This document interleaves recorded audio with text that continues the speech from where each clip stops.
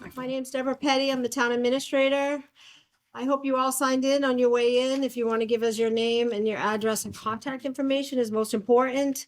In the back of the room, there was a lot of different handouts. I know some of you were here at the last meeting and got the handouts, but there's some mapping and a few extras that we added, portion of the presentation that you're going to see tonight. So feel free to grab those and you can follow along.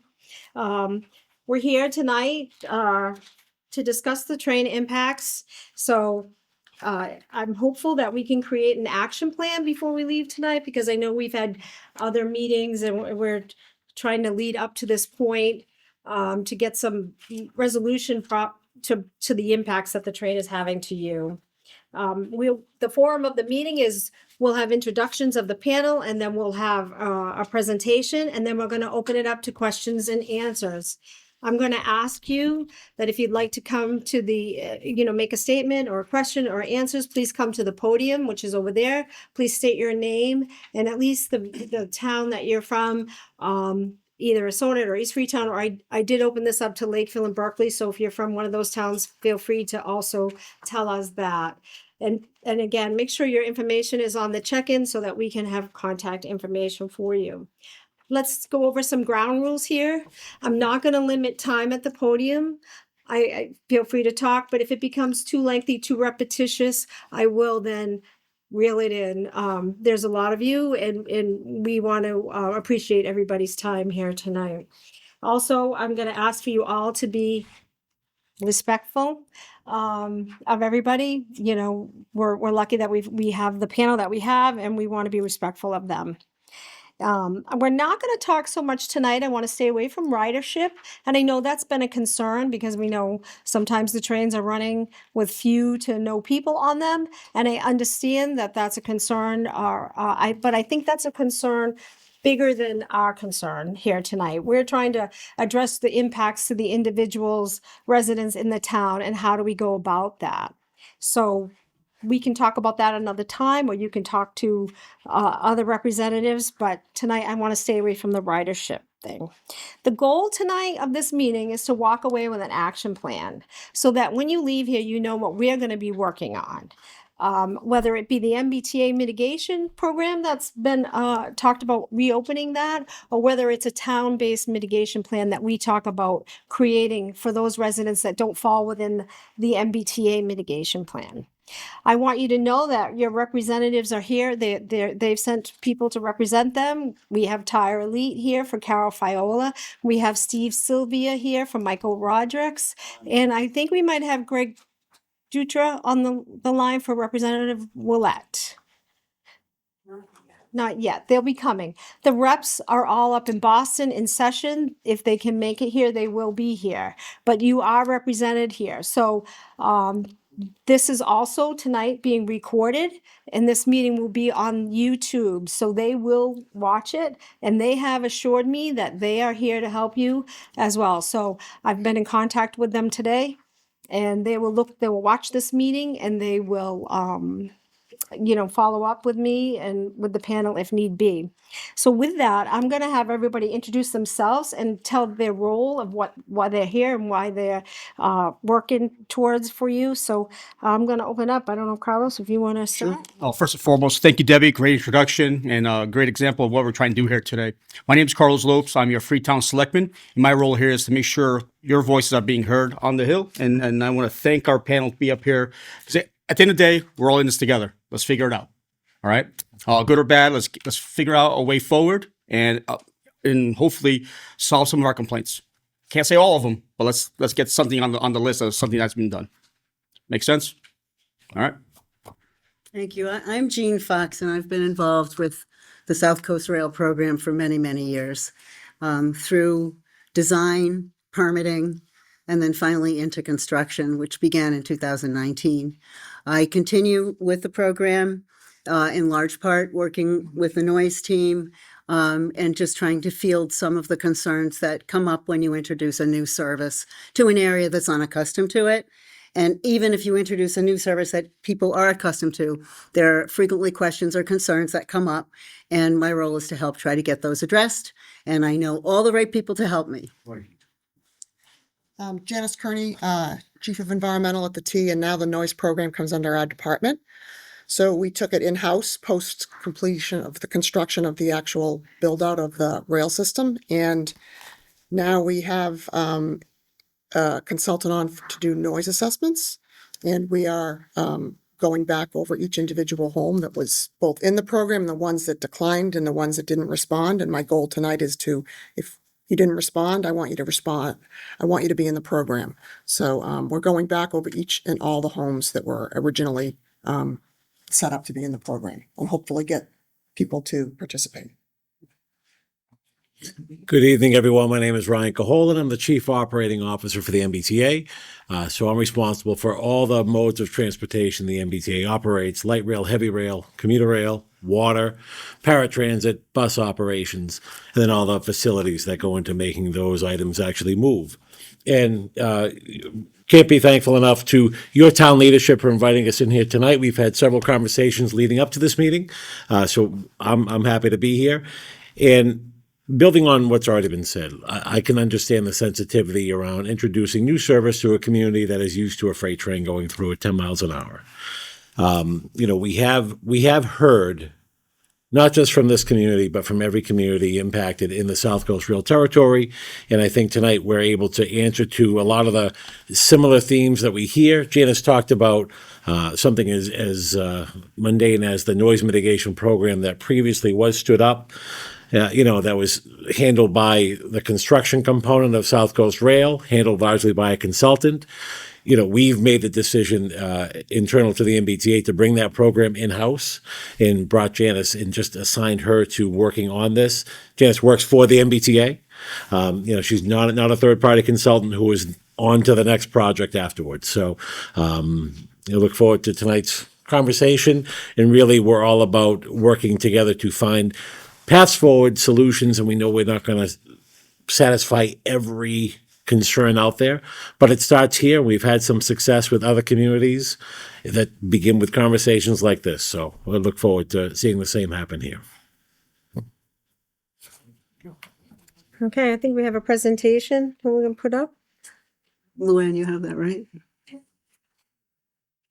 Gonna be behind me. No, it's right there, thank God.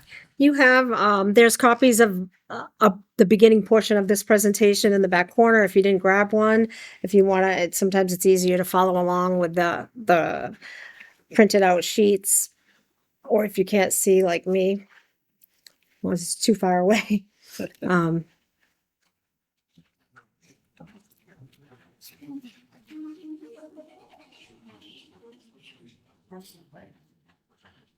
I thought it was going to be me first. I was gonna say, you reminded me to. Yeah, let's put them on silent. Sweet. It is, but it's sugar free.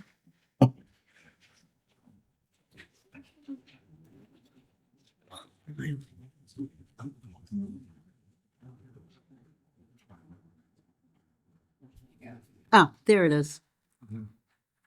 All right, we can move right into it. Thanks, Luann. And thank you for driving. We really appreciate it. Our agenda tonight is we're just going to give you a bit of a service update. We're going to then go through with Janice the status of the noise and vibration program that's currently in place that we're going to. Excuse me? Is that Zoom? I'm going to continue. Someone. We're going to talk about the noise and vibration program. Then we'll go into what a quiet zone is for a grade crossing, what it involves, what it entails, and what we have done to date to look at those. We're going to be discussing safety. We discuss safety at every single meeting. And then we have contact us information, which will be at the end of the presentation. But as you heard from Deb, we'll be opening it up to Q&A at the end. So by way of review, is it coming? There it is. Service began close to a year ago, which was when we launched. And we basically, the South Coast Rail project extended the former Middleborough Lakeville service down to Taunton, Fall River, and New Bedford.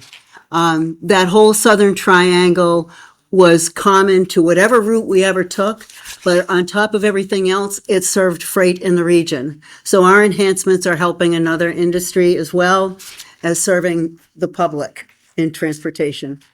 We can go to the next slide, Luann, thank you. So we had commuter rail service in the region until 1958. And the last year of service was a year subsidized by the state because the rail companies were running into severe financial trouble. That was the era of the interstate highway and the car in every driveway, and rail wasn't sexy. It wasn't a choice people took. However, what we found going into the 70s and 80s, as our roads became more congested, that there was huge demand to try to move people by train, both by people trying to get from point A to point B, and also by governments and states to get people off congested highways. In 2019, we began construction of a project that was 30 years in the making. Overall, all the environmental review that we did, and then subsequently all the permitting. And it was completed in 2025, as we said, and launched in March of last year. I know Deb said she didn't want to talk about ridership, but we have seen good demand for new service from the beginning. On weekdays, commuter ridership was up 2% just this past December. Both lines have been marketed by South Coast communities in significant ways as a way to reach tourist destinations. The example I have at the top of my head is the New Bedford Whaling Museum, who has seen a sharp uptick in visitors from out of the region. But also we know that the work that's going on in Fall River on the Route 79 Boulevard project with those 7 new parcels for development, a lot of that was planned around the train. And bus service as well. And then Bridgewater State University, I recently had a conversation with the president there. Very excited to see students from our region getting to Bridgewater State via train. Not only is there a problem with parking, but a lot of students who would have gone there don't have cars.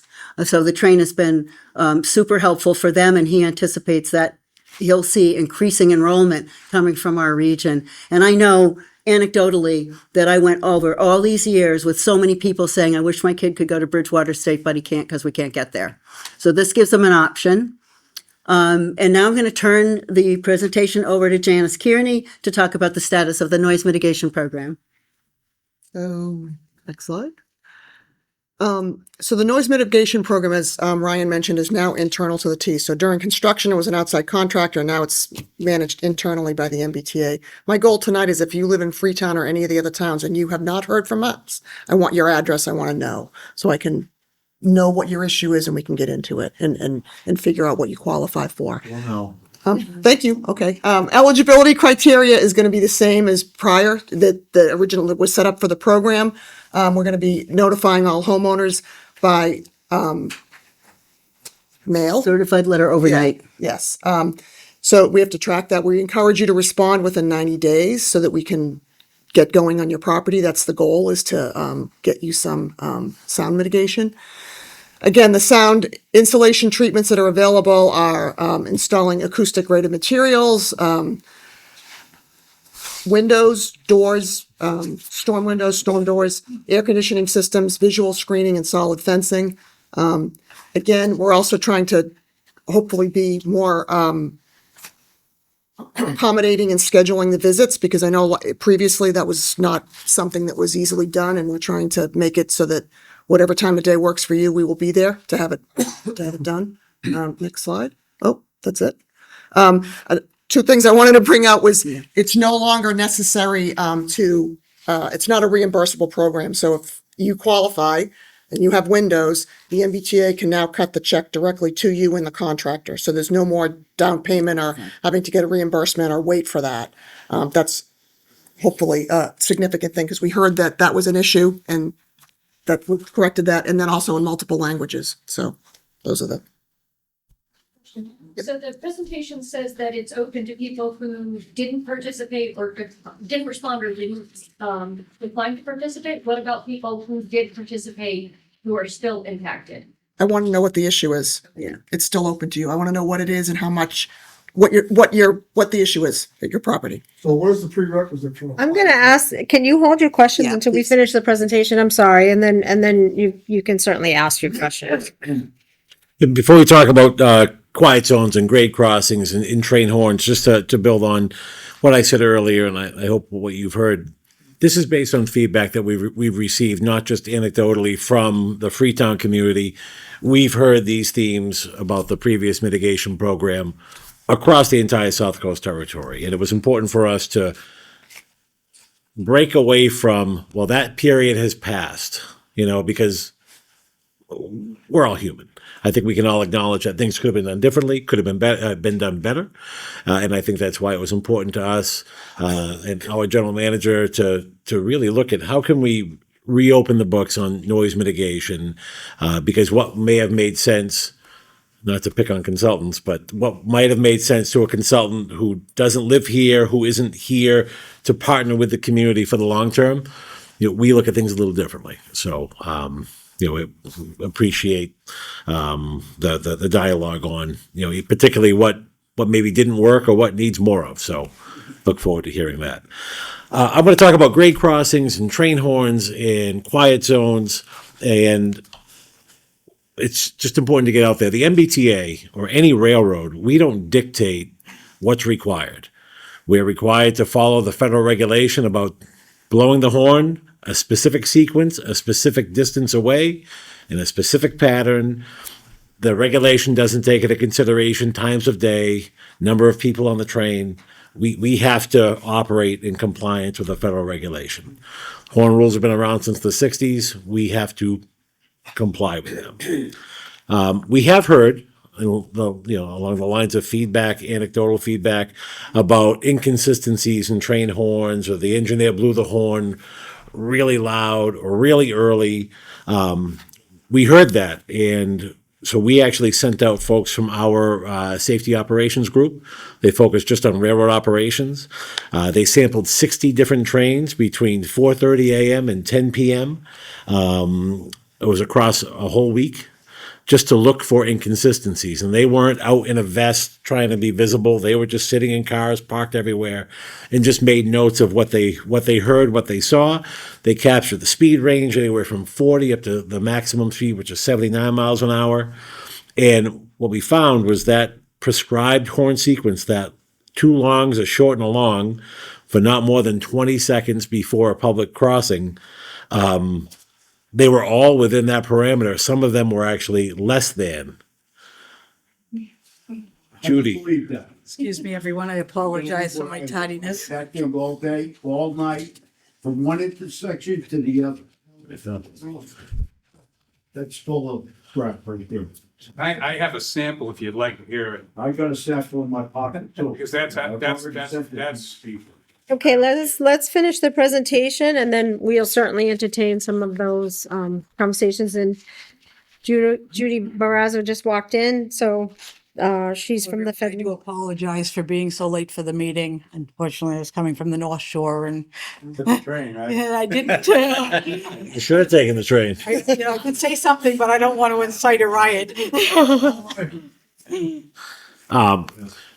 But one thing that's important, that horn sequence, and we hear this a lot for folks around the East Taunton station. Train horns are not just for crossings. When there's people working on or around, trains are required by the same federal regulation to sound their horn. So there's a huge highway project going on right by the East Taunton station. A lot of people are attributing all of that to grade crossings and engineers just blowing the horn just because. When there's workers on, about, near, equipment parked near, they're required by federal regulation to sound their horn. So I just want to put that out there. And again, we don't, the railroad does not get to decide which rules we will and will not follow. We're required to follow the rules. Quiet zones. So we've heard for the last year about quiet zones and what it takes to establish a quiet zone. So, and I think there's a copy available in the back of the room. But a few months ago, we were able to submit to every community in the South Coast Rail Territory a grade crossing diagnostic report. A grade crossing diagnostic is something that's required to start down the road of establishing a quiet zone. And that diagnostic takes into consideration not just railroad operations through the area, but it looks at roadway layout, traffic patterns, traffic volumes, side street configuration, existing signage. It looks at a lot of engineering solutions to reduce the index of a grade crossing, typically with the inclusion of things called supplemental safety measures. That could be additional signage. It could be 4-quad gates. It could be median delineation, whether it's a formal curb or plastic delineators. There's a combination of all types of different safety measures that can help establish a quiet zone. Quiet zones are not established by the railroad, by the carrier. They're established between the municipality and the Federal Railroad Administration. We're along for the ride, just like the community is in that particular case. And the community is responsible for that because the long-term maintenance is, I'll go back to the example of a median delineator or median barrier. This winter, we've had a lot of snow. Snowplow comes by and rips out that median, that delineator. We don't control that. We can't control that. We can't maintain it. We can't go fix it. But if that does happen, and the FRA is made aware, I get sent a letter requiring me to start to sound the horn again. As soon as it's known, we have to start to do that until the repairs are made. And there's been a lot of communities across the Commonwealth who have had even quiet zones that have been grandfathered in. But when there's a disruption to the infrastructure around the crossing, we now have to just start to blow the horn. Because again, we have to comply with the regulation. So we've completed a grade crossing diagnostic for every community that we operate in. Like I said, I believe there's a copy available on the back. And what we asked for was a rough order of magnitude of what would be required to get every crossing within the community to what would be acceptable for a quiet zone. But again, MBTA, that's sort of where our involvement there has to be a line in the sand because we can't maintain those assets for our community. We can't fund those improvements. Just like every other state, local, or federal operation, we're all in the same fiscal times, and we have to really balance where we program financial resources. But I just want to highlight that quiet zone discussion is between the municipality and the FRA. Once everything is achieved to the FRA satisfaction, we get a letter saying that this crossing is now eligible for a quiet zone exemption. You can stop sounding the horn. But again, that doesn't prevent us from sounding the horn when roadway workers are near, there's construction activity. We still have to blow the horn for that. Just because there's a quiet zone doesn't mean it's a silent zone. It's the best way I can describe that. MBTA has been on the record that we don't support quiet zones. We do believe that train horns do save lives. I've been a locomotive engineer for 32 years. I've hit several cars and several people. I believe that number would be significantly higher had it not been for the horn on those trains. But I say that we don't support it. We will also not impede. And I think that grade crossing diagnostic is a testament to our support for the communities to make whatever improvements they deem appropriate. Next slide, please. They're talking about funding, and I can understand, I live in a very small town, and I can understand that budget line items for something like this are typically not thought about. And in small communities, they can make up a significant portion of your operating budget. I understand that. We've met with folks from our own grants team, MassDOT's grants team, and included in this presentation are some suggestions, different programs that municipalities can explore to find some funding, whether it be Section 130 funding, Chrissy grant funding, or through the FRA grade crossing elimination grant program funding, which would be available to help everyone get to that quiet zone. Obviously, the best crossing is no crossing. And we have had some success in communities, actually Berkeley, what started out in a meeting like this, I think within 2 months, we had a private crossing closed off and trains stopped blowing the horn. But it took both sides to kind of find that balance. Next slide, please. just talking about the scale of communities, I think we believe that there's strength in numbers. And if smaller communities partner together to receive funding through whether it's through a MPO or any other funding organization, we think there'd be a high chance of success if communities like Freetown and Lakeville and Berkeley partnered together. Because, like I said, every community received the same grade crossing diagnostic and the same report about what needs to happen to get crossings up to the level where they'd be eligible for a quiet zone exemption. So again, we're just trying to put ideas out there to help communities, and I think it makes a lot of sense to explore partnering with other communities. Next slide, please. Safety, we talk about safety any chance we get to get the public's ear with just how important it is to remember that train tracks are for trains.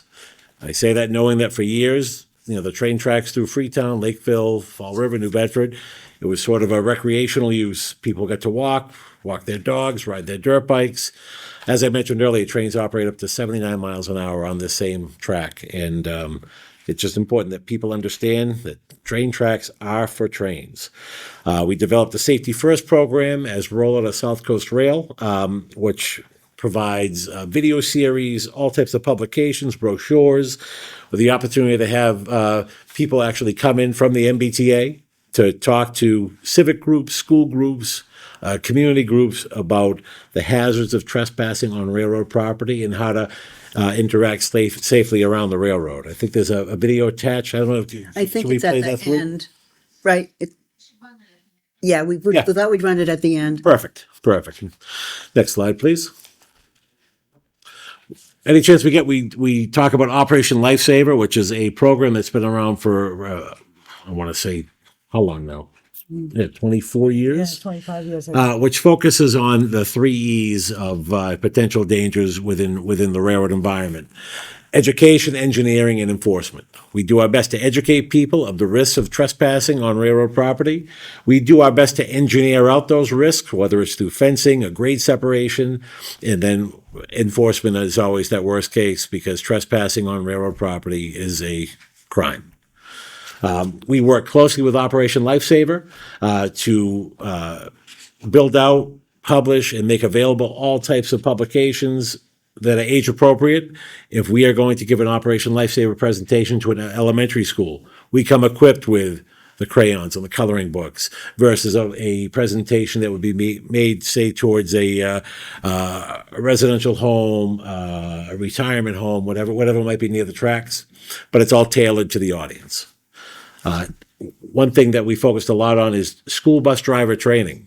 When South Coast Rail Service began, a lot of school buses in the territory, and I understand it went from one train a day to here come a bunch of passenger trains moving right along at 79 miles an hour.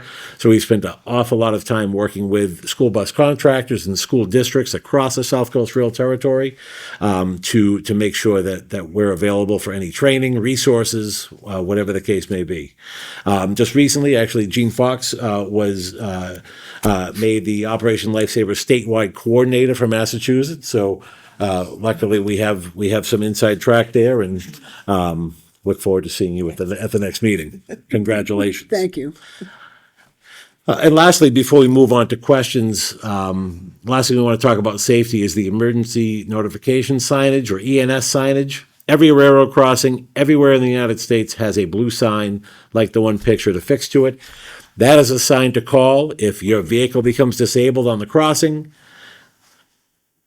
It's fancy. If you see a problem, if the gate is hanging off because a tractor trailer went through and knocked the gate off, that's the quickest, most effective way to notify the railroad that there's a problem at that crossing. Call that number, you give your location, that number goes directly to the train dispatchers who can stop train traffic and send someone out to investigate or assist. Law enforcement, we spend a lot of time explaining that is the most direct number. Call that number, call that number, call that number. We cut all the middle people out. We cut out the dispatcher and the radio communication, goes right to the dispatcher the train dispatcher who can then stop train traffic and send any assistance needed. So I think that's the end of the presentation. Where's the video? Oh, okay. We can go back to, can we go back to the slide that had that YouTube link? There. Yeah. We just thought this would be interesting to see, one of the videos we did. Yeah, whichever one we want. I thought the elementary school one was cute. They're all good.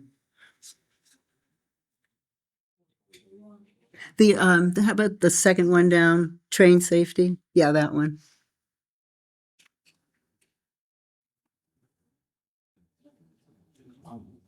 Train roars. Oh, whistle. Yeah, There's no volume on it. the house.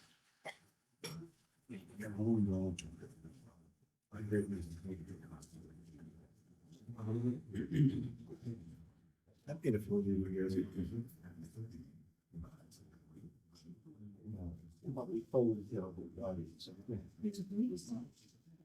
What if you click join audio?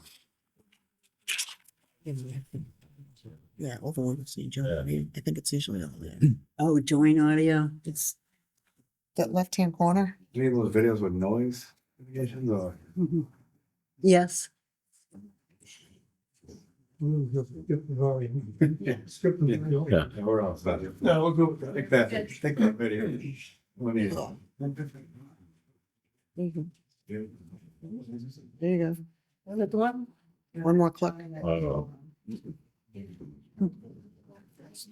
Well, they're available for your perusal. And they're short and these are not actors. That's actually a real school resource officer. Yeah, yeah. There's 4 of them. There's one for elementary, one for middle, one for high, and one for general public. And they were widely distributed during our construction period, and Operation Lifesaver has taken them in as part of their normal operation now. So apologies for that. Okay, so we'll open it up to questions, and if you could again go to the podium, state your name and at least the town that you live in, as long as we have your contact information, and address the panel, and again, trying to get solutions to the issues that are ongoing. Hi, Tom DiOrio, Brewster Drive, East Freetown. And I have a bunch of questions, so it might take a few minutes. I have a question for Judy.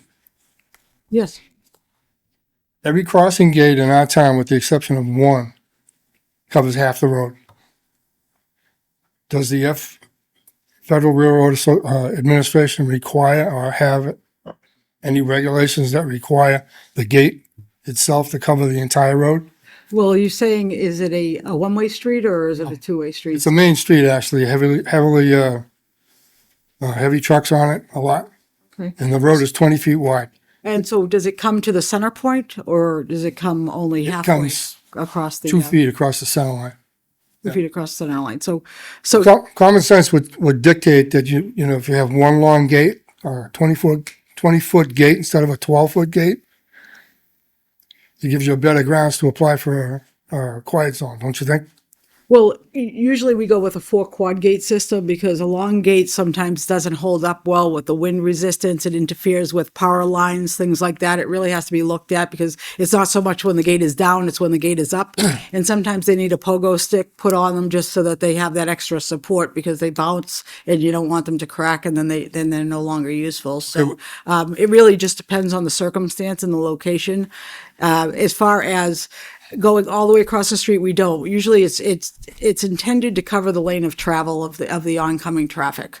Okay, so it's not going, one gate is not going to extend across two portions of oncoming traffic. Yes. In Situate, North Situate, there are gates that cross the main travel lane and a right turn lane, and it's a 4-way intersection. And absolutely, I mean, if a diagnostic study proves that to be the safest, It can't be done. it can be done. I'm not saying it can't be, but it is not typical because typically the gates are so long that they become counterproductive because of the the clearance issues and so forth. Our worst gate quote, if this hasn't changed, was $18 million to do all 12 gates, to upgrade them. I think so. That's $1.5 million per gate. When common sense dictates that just buying a longer gate and make modifications to it. That's one suggestion. The other suggestion, and you may be familiar with this also, is to put vertical reflective bars in the road, like space them every 3 or 4 feet. Lane delineators or, Delineators, correct. absolutely. That certainly, as a matter of fact, I priced them out. It's probably for a typical crossing, Chase Road crossing, right? I figured it out to be around $7,000. So multiply that by the 12 gates that we have in town. It's substantially less than $17 million. Oh, absolutely. And there are alternatives there as well. One of the things we ran into in our diagnostic review, and not necessarily on every crossing, so I'm just speaking in general, is the width of the roadway needs to be able to support a median. And also they need to be a certain length. They have to be, in some cases, 60 feet to be an ASM, 100 feet to be an SSM. To have that lane delineator, a lot of times you had on incoming traffic that prevented you from having that 100-foot center island, we'll say, or the delineators running down the center Right. to the length that they would offer the safety protection that we need. Well, maybe you don't understand what I asked you. I'm not talking about like a concrete island. That's, No, you're talking about just the delineators, those plastic Yeah. things, but they still have to run that same length. Okay, so if you have someone with a driveway within that 100 feet of the crossing, they're not going to be able to come out of their driveway and turn left if you have delineators along the center of Understood. the Yeah, roadway. that's obvious. Yeah. So and because a lot of these are in communities where you have a lot of residential, obviously, that's preventing us from going with that kind of lane delineator system because they cannot have openings within the delineation. The whole purpose is to not allow people to go around the gate.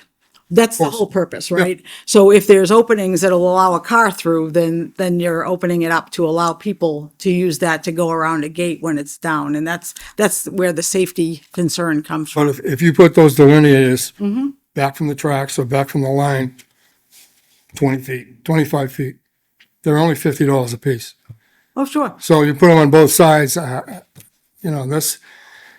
I don't see how anybody's gonna go around or through those things to get around the gate unless he has suicide by train on the mind, Right. right? No, I agree In with which you. case, you're not gonna stop. And, but it does take, there is a spacing that has to happen. Obviously you don't want people driving on top of them. You need to be able to drop a plow on either side of the delineators. So depending on the width of the roadway, even though you're not talking about a 4-foot median, there is still space that's taken up.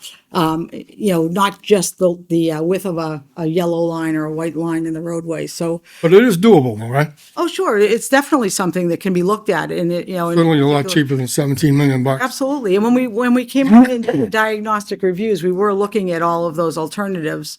We had people from your DPW along with us and Right. so forth. And there were those questions brought up. mean- What is the width of the roadway? Is it something that we could consider? You're not familiar with this because you're not from town, but everybody here is familiar with the intersection of Chase Road and Gurney Road. There's a telephone pole in the middle that kept getting whacked. So the town went out and put those delineators up and a flashing sign, right? Hasn't been hit since. That's a common sense solution to a dangerous area. Yeah. So that's what I'm saying to you. There has to be a common sense solution to this. There are 29 towns, I believe, and you can verify this, Ryan, in this state, that have quiet zones, have applied for them and got them. Is that correct? Correct. 29? So I would suggest that somebody in our town talk to somebody in that town, if you already haven't. I'm sure you have. Yeah. How did you do it? How can we save money? I don't want to see my taxes go up again because, we're spending $17 million for this.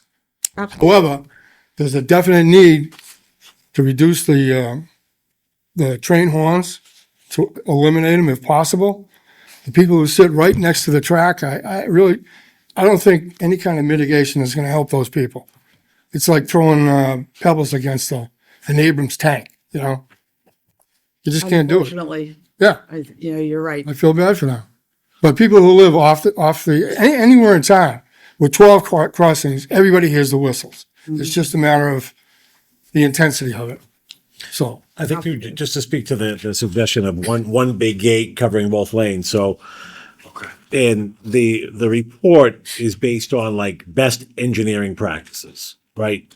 I hear what you're saying. Like there's probably some more cost effective ways to achieve every goal. Oh, absolutely. I don't dispute that at all. But that's a one big long gate. So when you want to gate both sides of a road like that, two-way traffic, when traditional 4-quadrant gates are installed, meaning a gate mechanism here and a gate mechanism on this side, Right.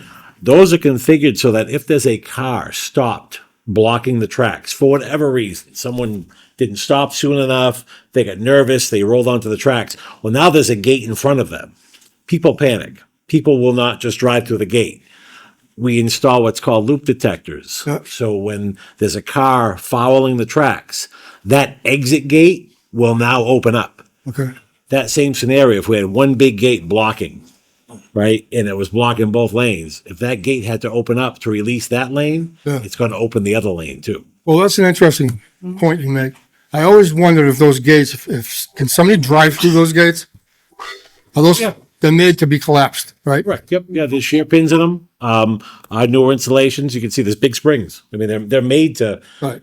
drive through. I tell people all the time, if you panic, just keep going straight. Keep going, right? Right. We have a lot of times, you know, the lights will start to flash, gates will then start to come down.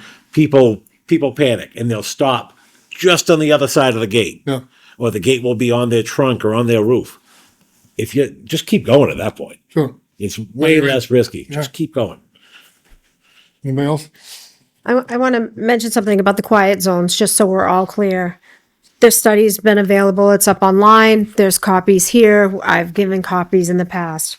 One of the very important things you need to understand, two things. The town of Freetown has 12 crossings, the most in the state, which I think is you know, a severe detriment to our town that we have just an incredible amount of crossings. We're not talking about 1 or 2 crossings that we could possibly do quiet zones on for a couple $1 million, right? We're talking about an $18 million bill. The other thing is that if we do quiet zones and we expend the money, we are then liable for anything that happens in that crossing as a town. So if a car did get hit at a crossing, the town is liable for all of that. So I haven't checked with the insurance. It may not even be something that we can insure. So that is a big thing to consider when we're thinking about quiet zones, because to take the liability of train crossings is a lot for a town to take. So to understand that. Also, the concern of Ken Resendes of the bus company, I met him, I was out with Judy on the crossings when we were doing these studies, and he's not in favor of it. He's concerned about the safety of the children and the safety of the school buses. I don't know where he lives, but he's responsible for the safety of all our children on our school buses. And he said that's their first line of defense is the horns. And I understand the issue with the horns, but I just want you to hear the full story, because it's not just one-sided. It is very expensive.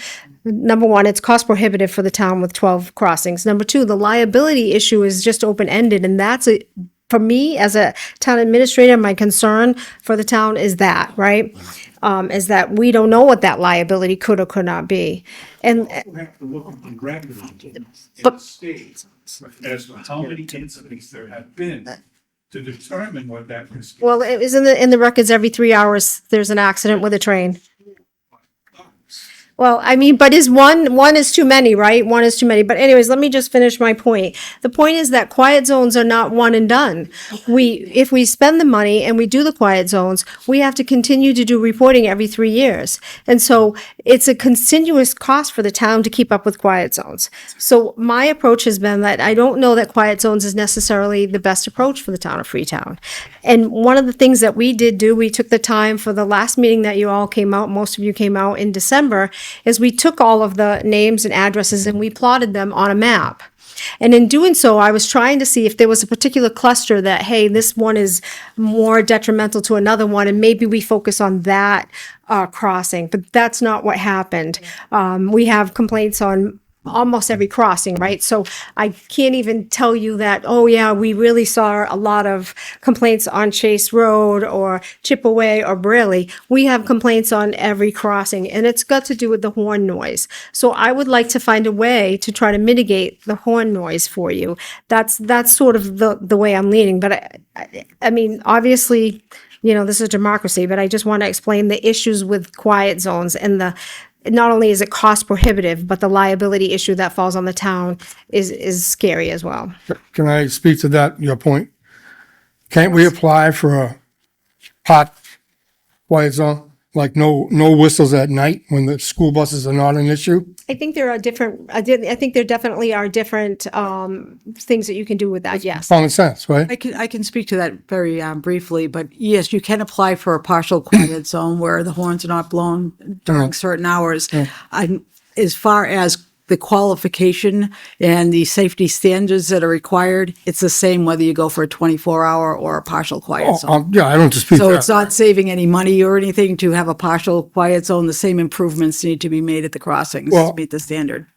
Does the town not have an umbrella insurance policy to cover the whole I'm town? not sure that if I said to them, we're going to have quiet zones and be liable for the 12 train crossings in town, that they would insure them. I don't know. I'd have to find out. Do we have a town council? Yes, we have town council. Why don't we ask him? I don't know that town council will tell us. I can ask the insurance company though. I'm not trying to be facetious, but that would be a good place to start, right? Talk to the lawyer and see if it's doable. See if we can do this. Right, and then take it from there. This guy that, the school bus company, does he live in East Freetown? I mean, I don't know where he lives. That's not the point. The point was to well, say it is the that point, actually. the safety of the kids is the point. Oh, absolutely. And Nobody's that's the disputing that. But my other point is, we're not there. I mean, I don't know where the $19 million is going to come from to do quiet zones. And not only that, we can't be the first one and the last quiet zone, which means Berkeley and Lakeville are going to have to buy in as well. And we've had dialogue with them, right? I have had dialogues with them, yes. Yeah. So, I mean, you're looking at the worst case scenario of $18 million when there's a big possibility that we can pare that down by millions, right? The possibility is there, but I don't know if anybody's looked into it. Just the ones that I mentioned to you, right? Right, right. I mean, we did have this engineered, you know, this was engineered by a company that said this is what it was going to take to be Now a it's quiet like zone. So consulting. we would have to hire another engineer that would contradict this engineer. Well, hire me. I'm an engineer. Leave Not your a business real card one. before you leave. Well, I'm going to help you with your question. So this can be answered by whomever decides to answer it. Here's the frustration with the town of Freetown. So in October or the fall of 2023, MBTA was here, sat in this room with us.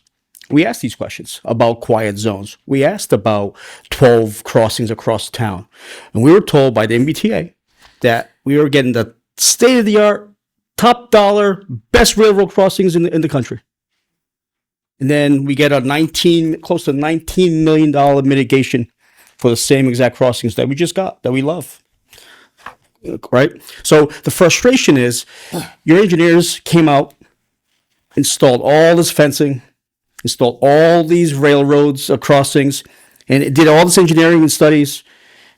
And not once was common sense applied to 12 crossings, all within 1.5 miles of each other. Right? I understand safety. We all understand that our kids and our drivers, everyone going through these railroad crossings is paramount. Right? We don't question that.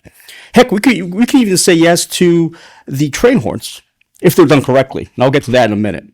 But as far as these railroad crossings, you know, we were sold a bill of goods. No offense to you, right? I'm not trying to be confrontational, but this is how our residents feel. These are the complaints and comments that we get almost daily from our residents. So they're frustrated, rightfully so. So 2 years ago, we sat here, discussed these railroad crossings, and they were supposed to be exactly what we were told.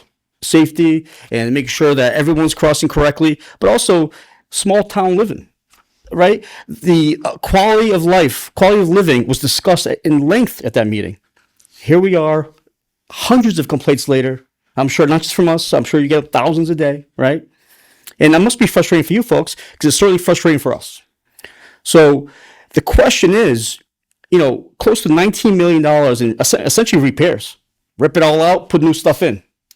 Where's the cost savings in that? That to me sounds wasteful. And why are we on the hook for it when we asked about this years ago? We sat here and we were told face to face this was the right way to do it. And I can tell you it's not.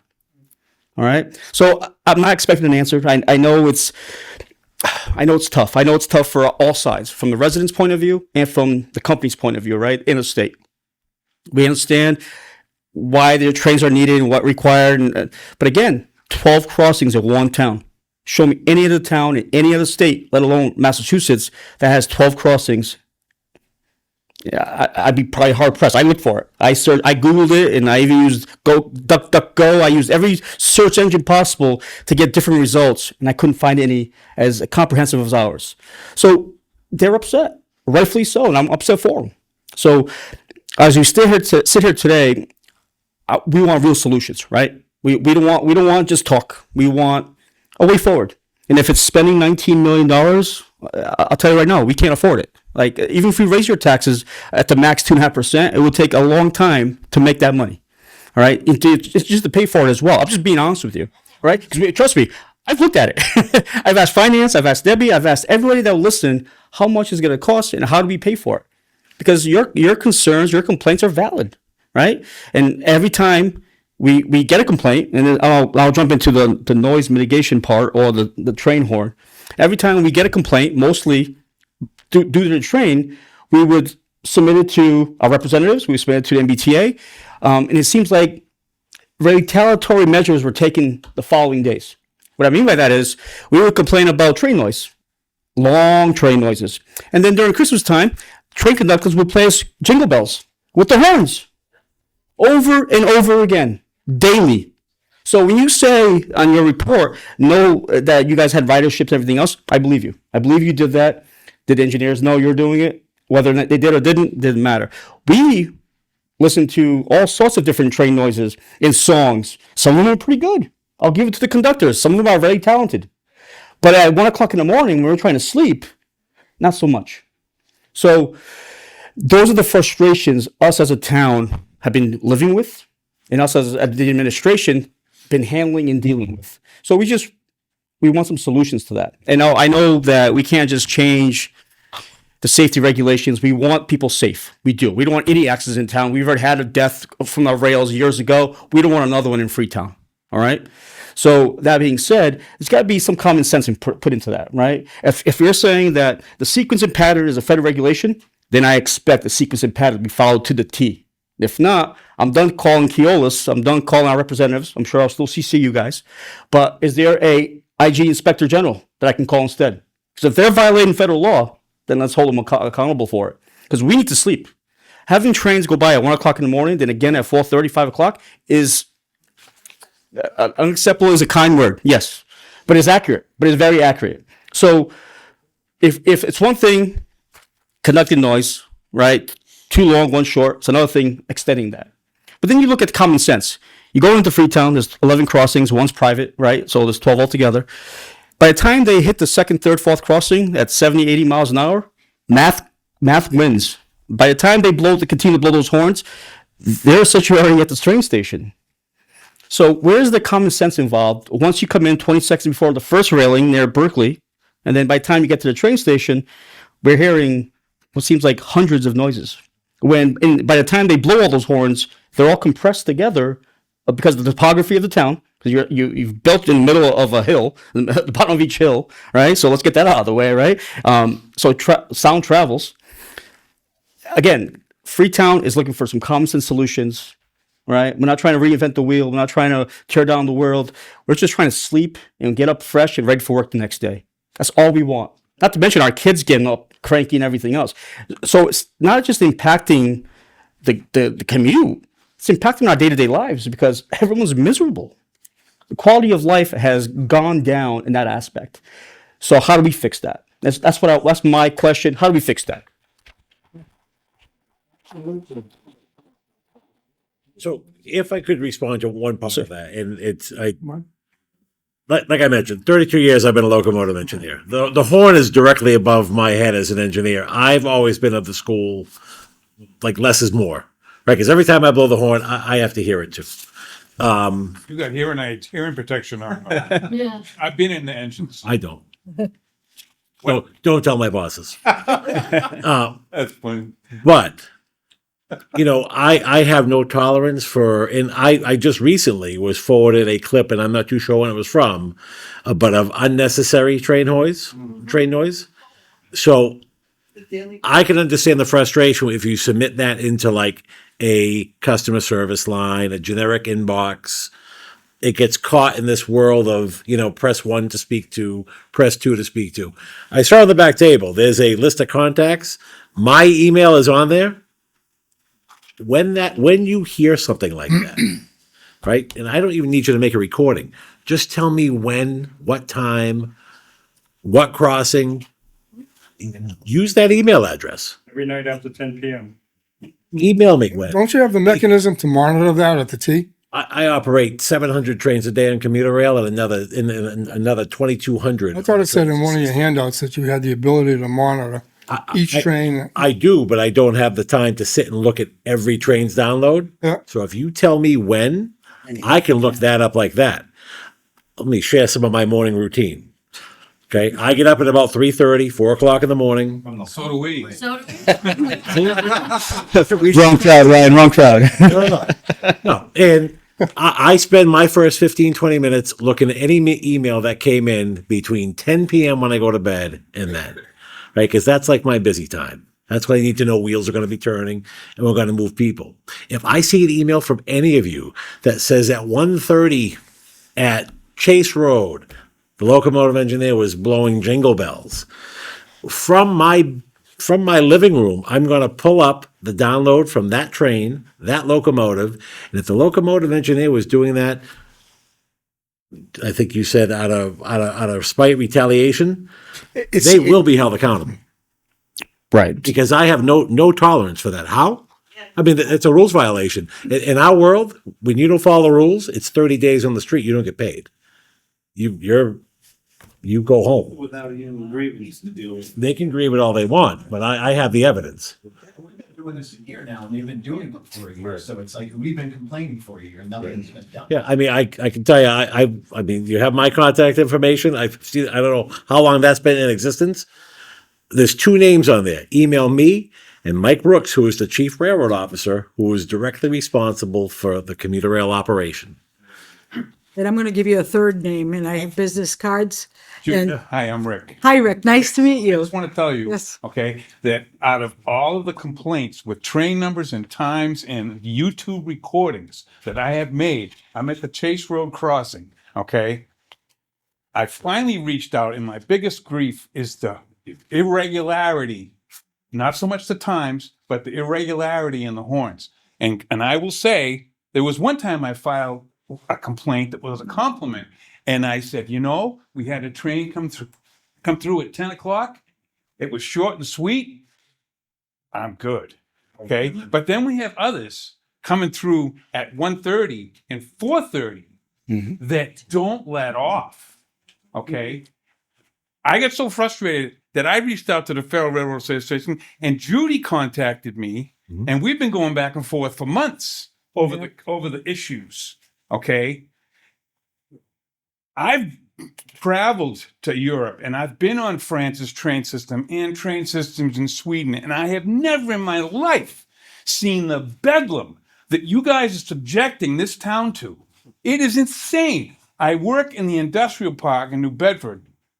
Listen to these trains, empty trains coming out of New Bedford. Every half an hour, you call them revenue trains, okay?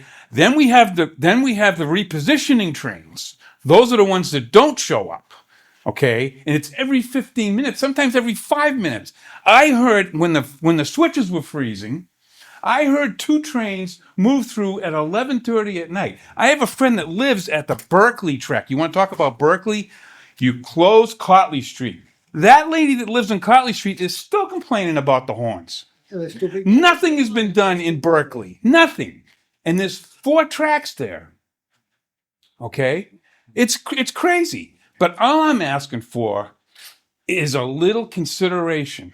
And these engineers, every time I reach out, I get the reply back, the talk to the hand, boilerplate. We're following the Federal Railroad Association's mandates, okay? But the guidelines, and I do understand that there is an automated horn system in these engines, okay? That the irregularity in these horn durations is what drives me nuts. I am sleeping in my basement in the summer, peeing in a 5-gallon bucket. Okay. Now I've been up since the 4:30 train this morning too. I'll tell you. Okay. This is we're not this multi-million-dollar drum beating bullshit of how much it's going to cost to scare off this little town of Freetown that has more crossings than any other town in the state. Okay, and we're subjected to this, and you're not even coming at this easy. You know, if you approach this with let's bring a few trains in, you know, run the rush hour morning and night. But for these trains to be coming through every half an hour, empty, is just compounding the problem. It's up 2%. Why don't you just bring them on as the need arises and give us a break? Be good neighbors. You know, it's crazy. And I know you said you didn't want to talk about the empty trains, but it's frustrating when you have predominantly empty trains going back and forth like 30 times a day. And they're waking you up all night, every night. So, yeah. Again, I'm going to ask you to go to the podium if you have comments and state your name, just because it's easier for everybody on Zoom to hear as well. Hi, everybody. My name is Dawn Langen. I live in Sonnet, and I am one of those unfortunate people who abuts the railroad tracks and also unfortunately are in a very close proximity of 4 crossings. So what that means is, as Carlos stated, the horn essentially blows consistently and nonstop through High Street, Elm Street, Ford Road, and Richmond. And every single one of those rattles my brain. I also participated in the noise mitigation program, which was a complete disaster. I was originally denied, despite the fact that I think I'm 92 feet from the track. My house is farther away than my father's house that is literally 20 feet from the railroad tracks. The program was a joke. I'm now $23,000 in debt to pay for the rest of the mini split systems that we chose to have installed, because what is the use of having one system installed? That's what the program would have paid for. Useless, completely useless.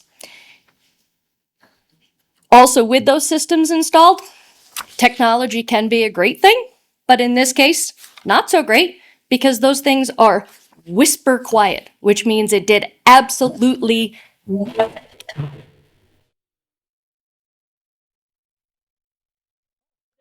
It is like being home.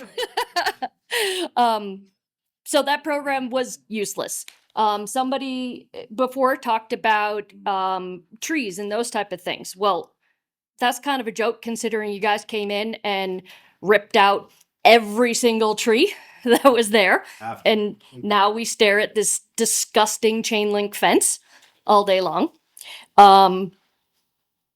People have brought up issues of the level of noise, the inconsistency of the horns.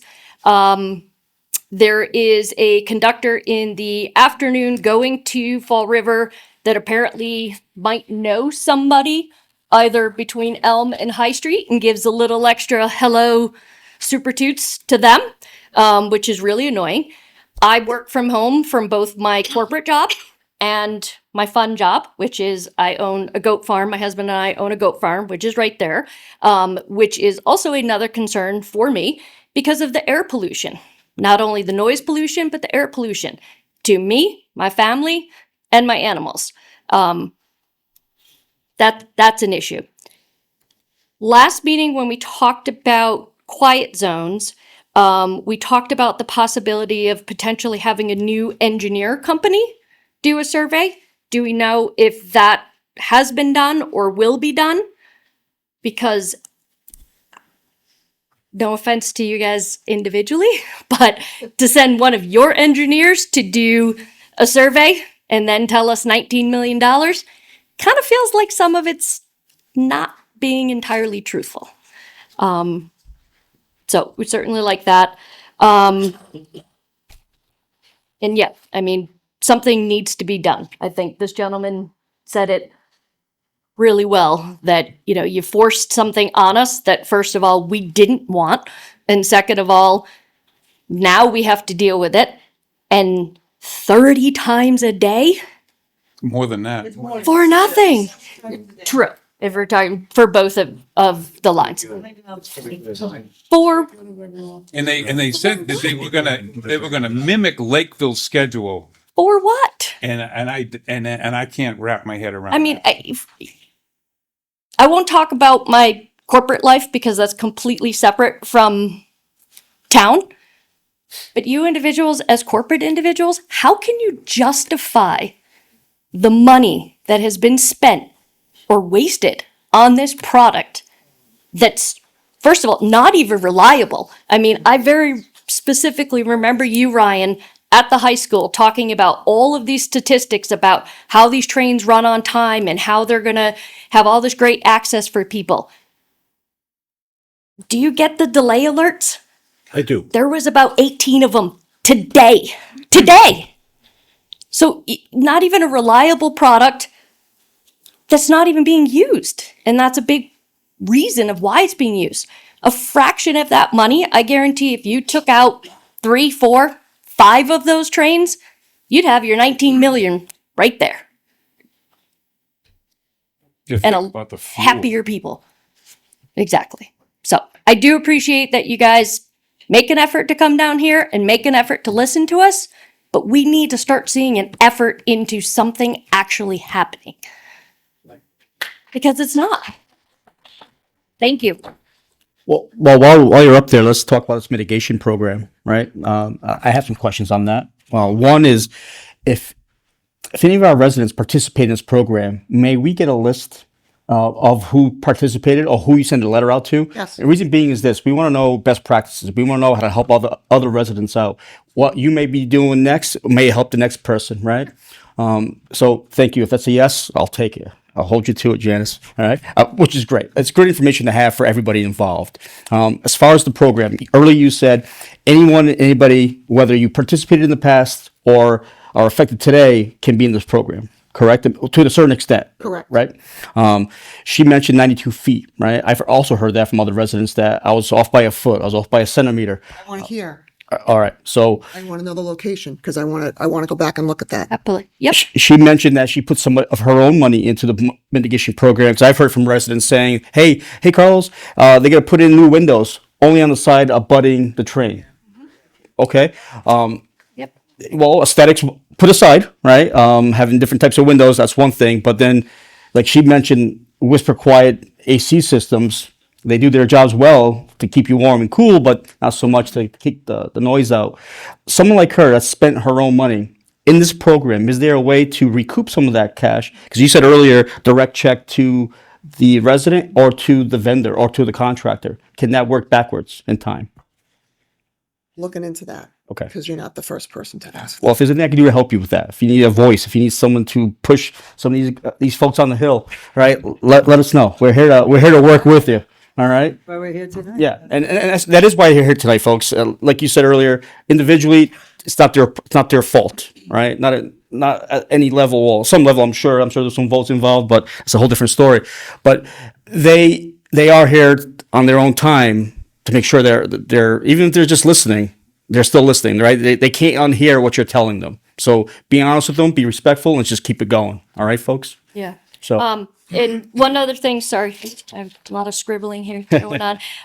You had mentioned about there being these kind of unmarked safety individuals who are monitoring trains. That certainly might have happened, but I actually have a picture of a fluorescent yellow safety truck in front of my yard doing what?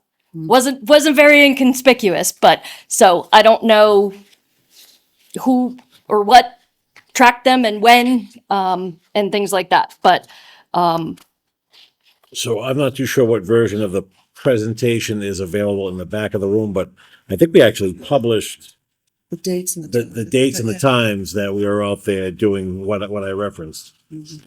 We did not. no, 60 trains sampled at 15 crossings, 5 days between 4:30 and So 10. it doesn't have that. Yes, okay, yeah, so it was December 18th, 19th, 21st, 22nd, 23rd, and 30th. Okay. So, but that, I So mean, perhaps they were looking at something I'll, else I, this week, but yeah, and I'll give you this if you Yeah. want. no, that's fine. Yeah.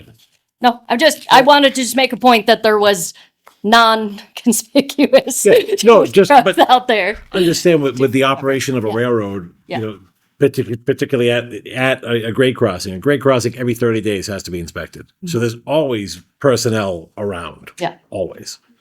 Yep. You know, but this was solely based on, let's be sneaky. I want to know what you're hearing, what is actually going on out there. So that's why the team picked the dates, the times, anywhere from 4:30 in the morning till 10:30 at night, Yep. different locations, but Right. And I was also out there Yep. doing my own evaluation after my discussions with Rick and set up. And I have just a black SUV. Yep. No one knows I'm out there other than Right. if they look at my license plate, they may notice. And I pull off into an inconspicuous area and I sit there and I take notes and then the same type of data that's being logged. Yep. And they're good or bad in all cases, they were within compliance to our regulation. Right. And that's all I can say. You know what I mean? I can't go on to say anything further than they blew the appropriate cadence going through the crossing.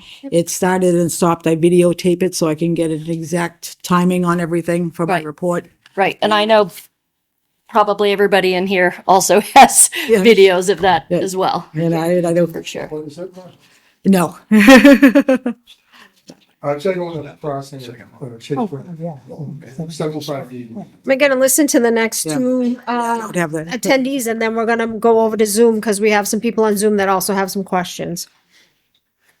My name is Mike Campo. I live on High Street, and I'm not going to say anything personal. I just don't like the MBTA in Freetown. But hey, it's not your guys' fault. But in reality, correct me if I'm wrong, the MBTA is roughly 60% state tax funded. Is that correct? At least based on my research.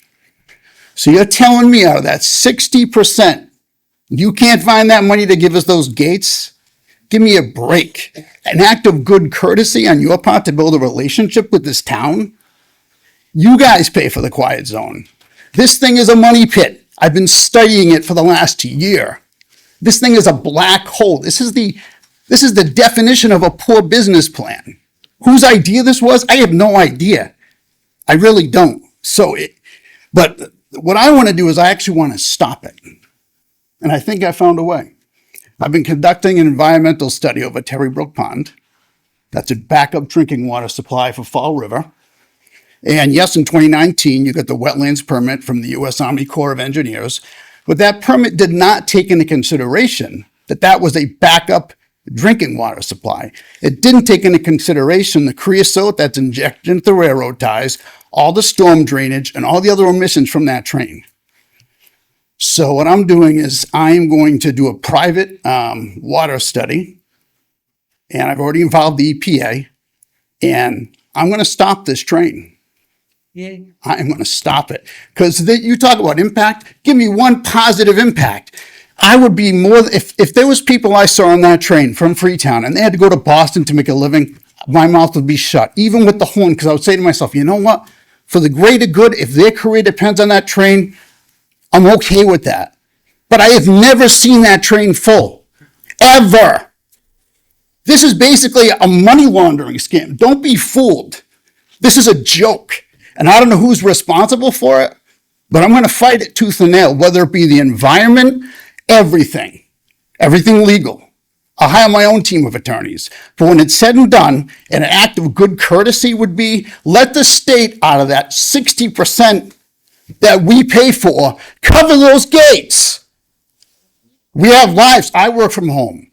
And then I got to wake up early and be in a shitty mood all day. Sorry, I said it. And then my tax dollars go into this money pit? Give me a break. I'm not trying to cause trouble here, but somebody has to say this stuff. Common sense? There's no common sense in this. Not at all. It's unbelievable. And I don't mean to sound so upset, but the more I look at this, the more I study your finances, the more I study the environmental impact, it's a joke. I'm sorry to say that. It's not your fault, but somebody has to say this stuff. The negative impact on the town of Freetown and our residents is greater than the positive. And you expect us to smile? Then you take these zoning laws and shove them down our throat? And I get stuck with it on High Street, apparently, because that's one of the areas that's going to have the houses. I left Middleborough for a reason. Because every stereotype with this housing was true. Crime went up in my neighborhood. So I said, in stupid me, I'll move back to Freetown. Out of the frying pan into the fire. Here we go. Believe me, every stereotype about that housing will be true. And if you don't think they're going to build, they will build. They got their foot in the door. They're going to kick it open because you represent the state. And by the way, the DEP, I've tried to deal with them. They're in bed with you guys. Because they're trying to convince me Terry Brook Pond is not a backup drinking water supply, when I already have all the information from the EPA that it is. So, I mean, I guess somebody's got to say this stuff. I'm going to shut up now. But I just want you to know that take into consideration, the biggest thing right now is noise. Solve the problem. You're 60% tax funded as an act of goodwill to the town. Come up with the money. We're already paying for it through our taxes. Good evening, everybody. Dan Cavello. I live also in a Sonnet on Nottingham Way. So where I have tracks probably 250 feet behind me on the side of me. And my complaint is the noise, the horns. As everybody else in this room, you stated that at the last meeting, was stated that the ridership info would be available at this meeting. But now we're not getting any of that information. So we're trying to figure that out as well, because everybody's talking about empty trains. And then you also have studies that you had vehicles out at these stations, 4:30 in the morning to 10 o'clock p.m. Have you been out past 10 p.m. is my question. Have you been out there at 1:30 in the morning when that guy is saying, screw you, Freetown, and that horn is blowing from Middleborough to Fall River? Have you been out after 10 p.m. is my question. So the mission that the MBTA's community rural safety team took Yes. is 4:30 a.m. to 10:30 p.m. Right. So I think you should have somebody come out after 10:30, 1 o'clock in the morning, sit at some of these stations, at these crossings, and see what these guys are doing. I know it's a federal law to blow the horns, but in Freetown, in the dead of the night, because it's a small town, quiet, we don't have the city life, and that horn starts for about 4.5, 5 minutes. It's not consistency at all. And I swear, sometimes I wake up in the middle of the night and I throw the bird out the window. And because I know that conductor's saying the same thing. Screw you, Freetown. And he's on that horn from Taunton to Fall River. I mean, a reasonable compromise would be eliminate that late night trains. Because I would really like to know how many people are on those trains going to Fall River. Because I know people that the train's not reliable, and I've had to go get up in the middle of the night and go pick them up in Taunton or in Boston because the train can't make it to Fall River. So why don't we just eliminate those overnight trains? That's my comments for tonight. So thank you for listening.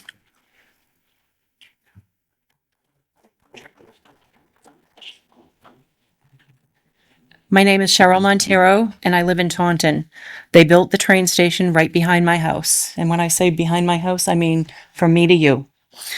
The issues I'm having, I do hear the horns at the crossing, but more for me is at the station.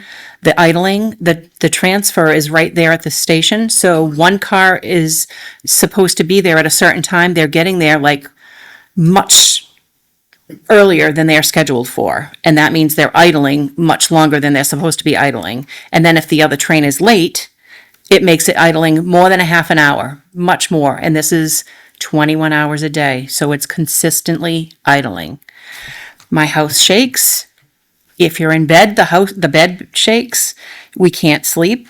It's from 1:15 in the morning to 4:45 in the morning. That's about 3 hours of sleep if they're on time. And I'm glad you said about the jingle bells. I thought I was crazy. They were playing jingle bells. A train horn. This is really ridiculous. So I do have a sample of a song. I'll just let this go. Just this morning, they rang the bells, not normal bells. It was like beep, beep, beep, beep, beep, beep, beep, beep. 4:58 a.m., 6:43 a.m., 6:45 a.m., 6:53 a.m. So each one of those conductors may think they're the only one. But when it's all the time and starting at 4:58, my neighbors have young children that have to go to school. It's ridiculous.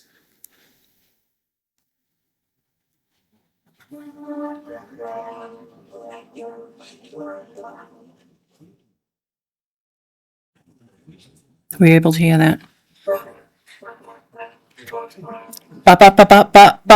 This is constant. That was this morning? No, this, I can tell you, was on February 5th at 11:49 p.m., 11 minutes before midnight.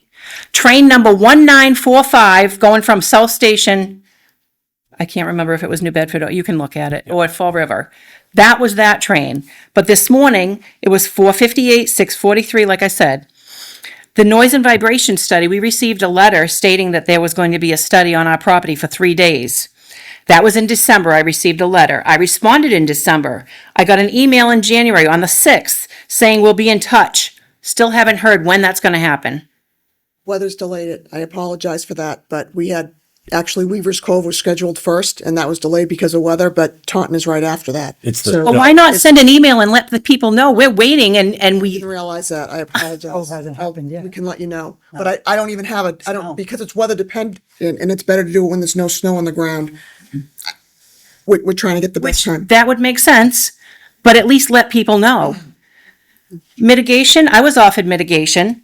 If I signed the mitigation, I would have to sign my rights away. So if there were a catastrophe, like there are at stations, we just saw one in Connecticut, I would not be able to do a thing. However, I'd like to speak to you later about your mitigation nightmare. The cars are empty. I can see out my back window because I overlook the station and the parking lot. There are no people. Some of the cars are actually blacked out. So there's nobody sitting in the dark. These trains are going from 1:45 in the morning, from 4:45 in the morning to 1:15 in the morning. From 8 o'clock to 1:15, there are hardly any riders on these trains. Why can you not condense these trains and eliminate at least the 1:15 so we can have sleep from midnight to 4:45? How many conductors are there? Can't you, in your position, send an email? At my work, if my boss sends me an email and says you can't do something, I'm not doing it. Tell them they can't be playing jingle bells. Tell them they can't be do. That should be, these should be professional people. It's insane.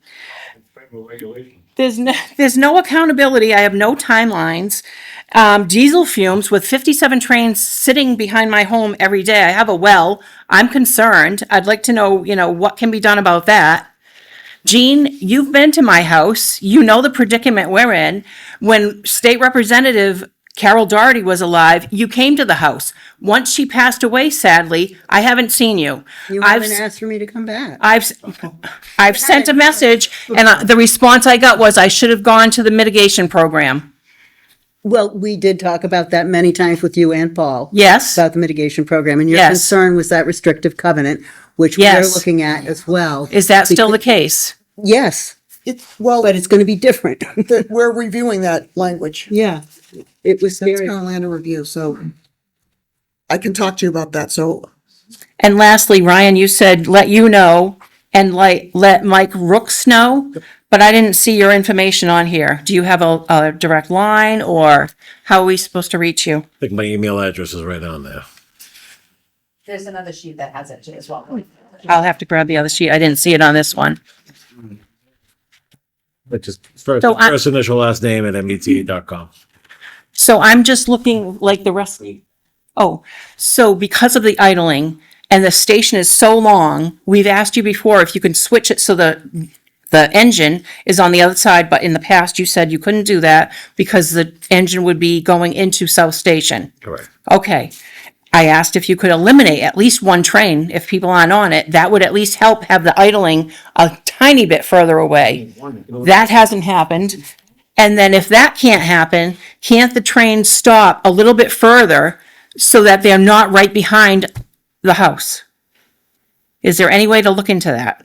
I'll take a look at where they're stopping today. I mean, I'm not an engineer, but according to us, there's plenty of room for them to push up a little bit further so they're not sitting idle, because it's 21 hours a day. We're not getting any sleep. And it's terrible. Thank you. I'm Kathy Olson. I live on Plain Street in Taunton. I don't understand why you want to run trains after 10 p.m. when 99% of the trains after 10 p.m. have no one on them, other than to disrupt us from having at least 4 to 5 hours of sleep. Because, like she stated, they start at 4:45, they end at 1:15 if you're lucky. And then I was very lucky the other morning to wake up to this at 1:45 in the morning. They were de-icing the switches. And then again, they came back at 2:15 for another half hour. It sounded worse than that laying in bed. And when you're trying to sleep for the 3 hours that you might get, you wake up to this, which sounds like a jet plane coming through your house. I don't understand why before, when you first started, you had issues with conductors. You had buses. Why after 10 p.m. can't you use buses like you did before? There's no one on the trains after 10 mostly. So why can't you do shuttle buses instead of disrupting us and polluting our air and causing us all this aggravation when we never even had a chance to have a meeting like this in Taunton? We were never invited to have any input. You never gave any thought to the neighborhood that was on the other side of the industrial park where you put the train station. You gave us no chance for any input, and I don't think that was right. You've disrupted our lives. The last 11 months of our lives have been ruined. And what are you going to do about it? Nothing has been done. Every time I call and complain, I spoke to a guy last week, his name was Mickey. He said, well, call every day and make a complaint. If you're a big enough pain, maybe something will be done. I don't think I should have to call you every day and say that. That doesn't work. And it doesn't work. Here we are 11 months later and nothing's been done. And another thing, I don't understand why you can't put some sort of a sound barrier. I've been to Quincy, I've been all over, and I see those nice big long walls. Why can't you put one of those near the train station? That would eliminate the noise, it would cut down on some of the fumes, and it would give us a little bit, maybe peace and quiet from the trains that we have to deal with. I would love to look at a wall. I spoke to you at the Berkeley meeting, and you said, oh, you wouldn't want a wall, you wouldn't want to look at that. I would do anything. I would love a wall. I would love to have a wall there. I would love to see that instead of what I have to see and deal with on a daily basis. And I don't think it's right. And I don't think it was fair that we got no input whatsoever. At least you've had meetings with Berkeley, Freetown, Taunton. We never had a meeting that we could give any concerns, voice any of our concerns. And I don't think that was right. You just threw this at us. We didn't even know the train station was being built until she saw them clearing the trees and asked them, what are you doing? That's how little input we had. And I don't think that was right. Thank you. All right, we're gonna take some questions from Zoom. Luann's gonna, Susan, you can unmute yourself. Hi, yes, I'm Susan Berquist from Lakeville, and unfortunately, I am surrounded by all the crossings, and I can testify that I have heard trains from 1:15 to 4:45. My idea is that we need quiet hours. You go to a hotel, you go to a campground, you go any public place, and there are quiet hours. And that is so that people's human need for sleep can be met. And that, to me, quieting the trains, and as far as I'm concerned, we live in these rural towns. And if someone goes through a crossing and you have it marked and lights, That's their problem. You don't go through a train crossing. So I think we are like taking on these responsibilities for people's actions, and I know it's all liability and legal stuff, but things need to change. This is unbearable. It has changed my life so much. No sleep. It's hard enough to get sleep, let alone hearing the train whistles. They are inconsistent. This morning, from 7:30 to 8:30 this morning, there were more whistles than there was any quiet time. Like, this is not why I moved to Lakeville, to hear this. I feel especially bad for the people living so close, and the pollution, and yeah, the fumes, because that's going to affect your breathing. So everything that's been said tonight, it's frustrating because I feel like nothing's being done. Thank you. Just make sure you have her name and I do. contact. Thank you. And then Bonnie, you can unmute yourself, please.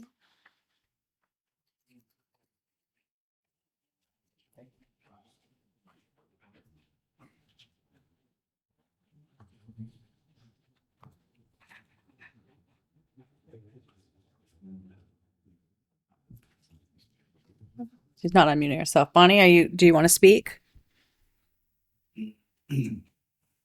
I guess that's it. Okay. I'm all set. Thank you. It's already been addressed. No problem. Okay. I just want to say one more thing. When we go to the podium. It just makes it better for the people can hear with the Zoom. That's all. Okay. Because of the microphone. I think the South Coast Rail was conceptualized by Charlie Baker. Is that true? And Governor Healy took it across the goal line. This has been in the works for what, 30 years, something like that, right? I think more has been spent, or as much has been spent, on the South Coast Rail extension than was on the Big Dig. Is that correct? Close to it? $1 trillion? No? 900 No? million. 900 million is my, 900 million? I mean, I'm not Googling. That's pretty close, is I it? do recall it about 900 million because this was the revised alternative plan to get it done. And there was a much higher price tag should it have gone through Dayton and Hockomock and all that. So Okay. this was the alternative. So we're off by what, $100 million in the Big Dig? Big Dig was a lot more. Anyways, No idea. what a lot of people don't understand, unless you live in Freetown, I think is kind of where we're going off track, pardon the pun, is that everybody in this audience tonight and everybody in the town of Freetown is affected by this railway in one way or another. In many ways, actually. It's not just the noise abatement and, people can't sleep, and that's bad enough. But our property values come down. Who wants to live near a railroad track, right? Who wants to send their kids to school in Freetown, a town we all came to or were brought up in because it was so quiet and rural? All of a sudden it's not. Can't even move. So that is the issue. It affects our lives in so many ways.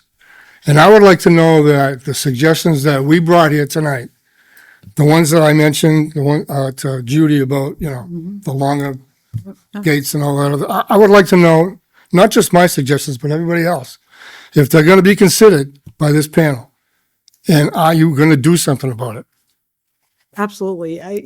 From the FRA's perspective, we don't create the quiet zone. It has to be the community. But I have sat with Deb and we've talked about different alternatives and going through the calculator, because there is a calculator that all the data gets fed into, not just the engineering report, and it's looked at as a whole. Right. And we've talked about what crossings need to be included, and the discussions are going on behind the scenes, not just tonight, trying to find alternatives for your community. So is there a time frame that we can expect results in? Honestly, there really isn't. It really isn't, because a lot of it has to do with what the community is looking for. You know what I mean? We've gone back and forth on a couple of different things that, and Ryan and I have talked about a couple of different things. It's not like we're only discussing this in front of you. all four of us, actually, myself, Ryan, Jean, and Debbie have been trying to come up with a workable solution. But is it a priority? It is absolutely a part. I was just here, when was I here last week, or the week before? And I sat, out by Rick's backyard. He didn't know I was there. He offered me a tent, but, you know, he was there, yeah. I mean, this has been an ongoing thing for myself, and I know, the other people concerned because we've been in regular contact. I had talked to Ryan about maybe trying a different, mode of train horn use, and he said he was on board if the FRA would support it. It's something that's gonna take a little more time. I don't wanna put it out in a public forum to, you know, to discuss, but we're looking at kind of out of the box thinking alternatives as well. Things that maybe hadn't been looked at in many years, to bring back some old technology to see if that's more conducive to, you know, regulating the sound from, you know, permeating through your area because of the low grade. Yep. We're looking at all of that behind the Yeah, scenes. good to know. So, The I'm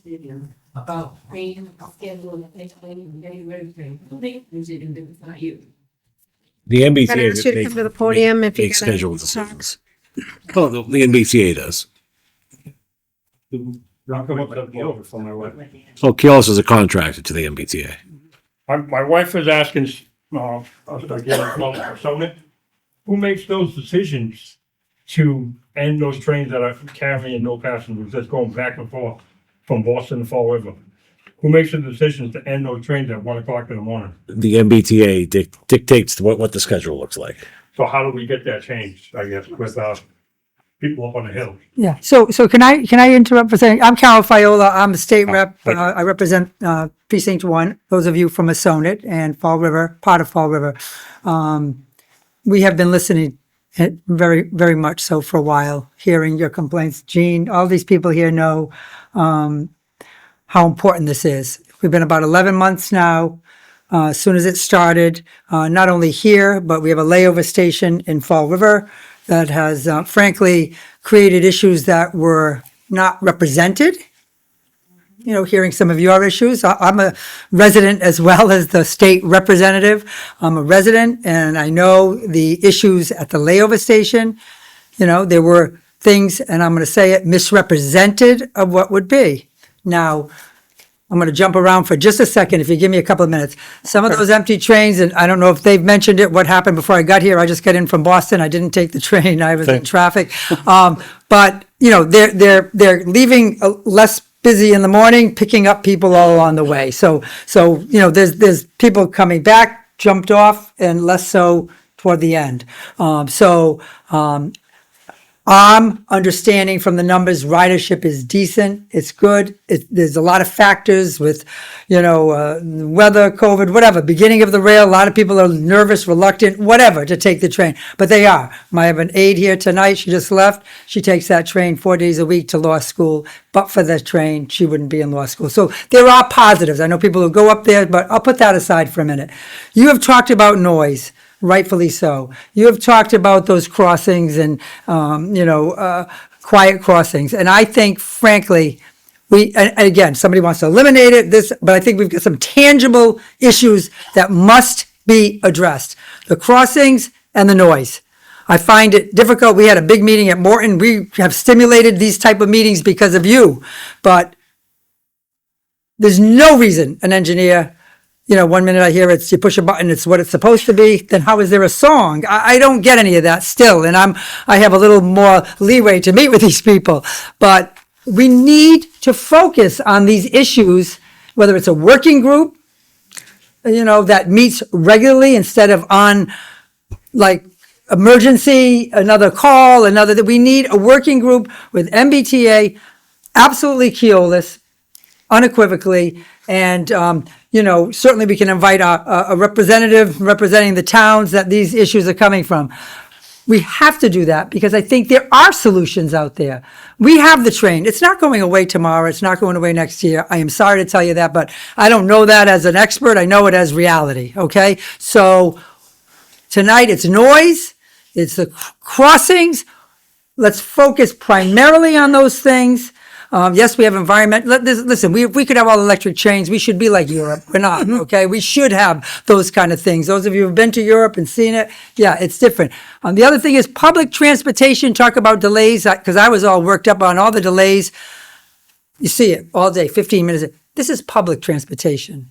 This is funded for the benefit of people to get to work, to get to places. It's public transportation. Now, maybe you do not use it, but there are people who do. And that is the root of public transportation, to provide it. It's not perfect. It should be better at times. We know that. If Phil Eng was sitting here, he'd take responsibility too, that we work to continually improve. I know there's going to be new contracts being looked at, who's going to manage this train. We have to do better. But I think if we immediately agree tonight when we leave here, that Eugene and Ryan, however this group decides who's going to be on it, but it's got to be high enough level so that we have real solutions. Is it 19 million for quiet crossings?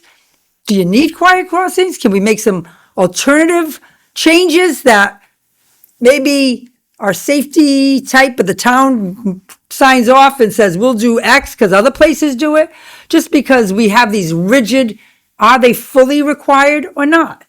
And so we have to talk about each of these things and make a plan, because this is reality. This is not you coming in here just because you want to have the night to be not be at home. And we know that. I know that as a resident, and they know this now. And we can't go back and go, okay, and move on. We need to at least start addressing this. The layover in Fall River, the Lakeville, the Taunton, all these things, there are solutions, tweaking things. Maybe that late night train, I don't know. I know we took off one. We'll look at that still. What is the ridership? We can do those things. And I will pledge to you, myself, Rep. Willett, he and I together represent Freetown. I know Senator Rodericks, who could not be here. We're all in, late meetings tonight, but we pledge to you to continue to work on this, but not only just come back again in 8 months, but really sit down. Do you think that is something the MBTA can commit to doing, focusing in on these issues? Well, I think we need to be at least set realistic expectations, though, because you referenced rigidity as far as what's required for a grade crossing. Yep.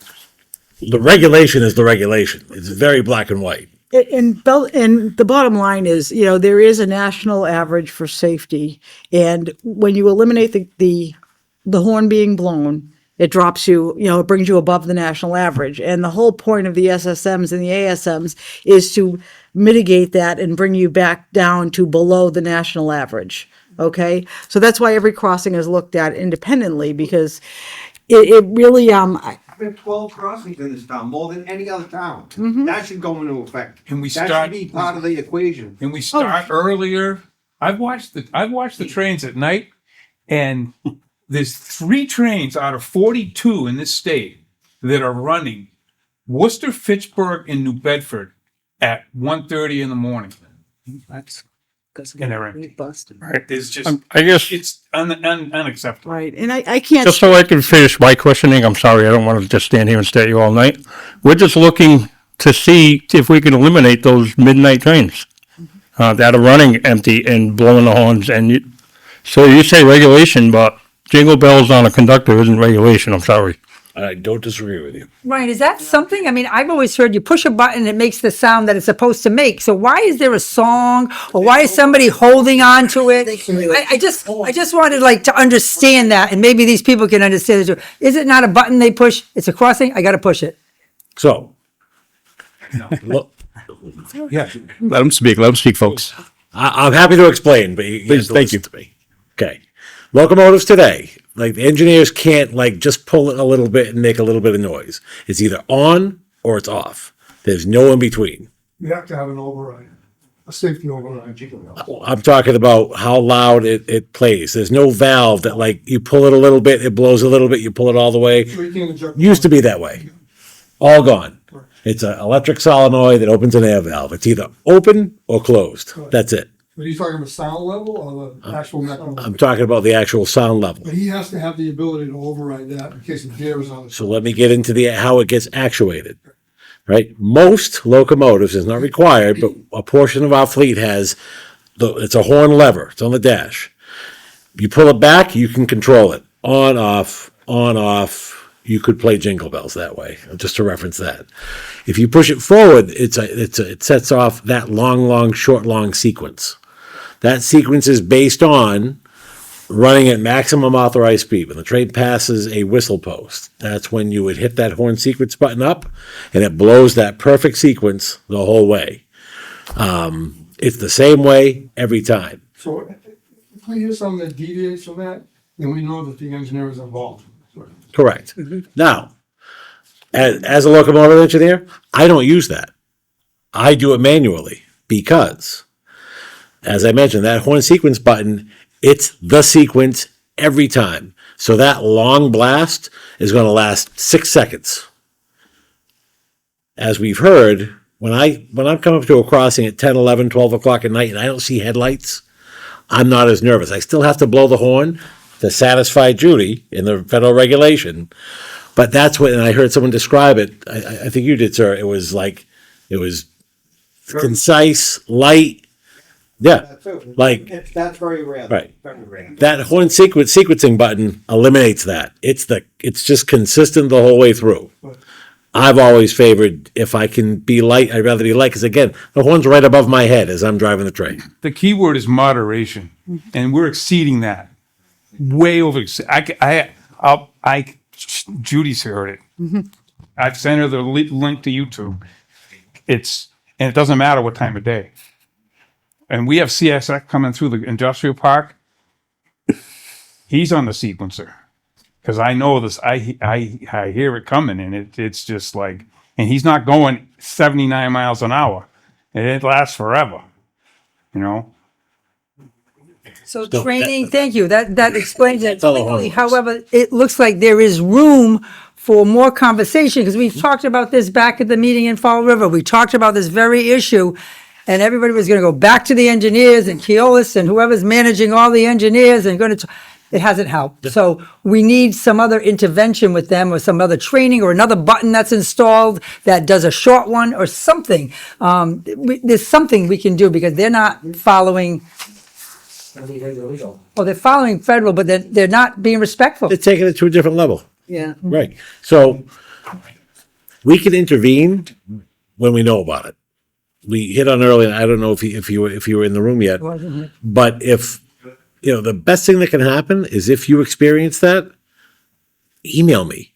Because when I wake up and go through my emails, the first thing I'm going to do is then take a remote download off the locomotive that's going to show me exactly when, down to the 10th of a second, for how long the engineer used the horn, where they were, when they started, when they finished. And if I find someone deviating from the regulation, we will hold them accountable. Where we struggle with that is it's an event recorder, just like a black box on a plane. After 22, 23 days, it becomes hard to get that information back. So it's really important. Use my email address and Mike Brooks's email address, because we can look right within a couple of hours of getting the email. And if we find a locomotive engineer that's not following the regulation, we will hold them accountable. Why is it that when we file a complaint on the MBTA site, that it gets forwarded to Keolis, and Keolis gives us the boilerplate, talk to the handbook? Well, I think it's like if you call customer service anywhere in this day and age, you get caught in this circle. So when I complained, they were like, well, you asked for this. And I was like, no, I didn't want the train running through down. I'm right near the train tracks. So he said, well, this is what you asked for. One of the things that I've provided in the back is a lot of contact information for a lot of different people for that reason. Because if you're not getting through to customer service numbers, pick up there's the MBTA advisors, which Rep. Fiola and I met with them. They work for you. They have a voice with the MBTA. Reach out to them. Reach out to Ryan. I've given you contact information for anybody and everybody that I could, so that you have avenues. So take a look at that and utilize that information. It's important because the first 2 or 3 people, it's like anything else. You catch the first person, you catch the second person. When a police officer sits at a stop sign, how quick does that travel? Right? They're sitting at this intersection. Right? The first... Yeah. You should not have to. They're like children. I understand that.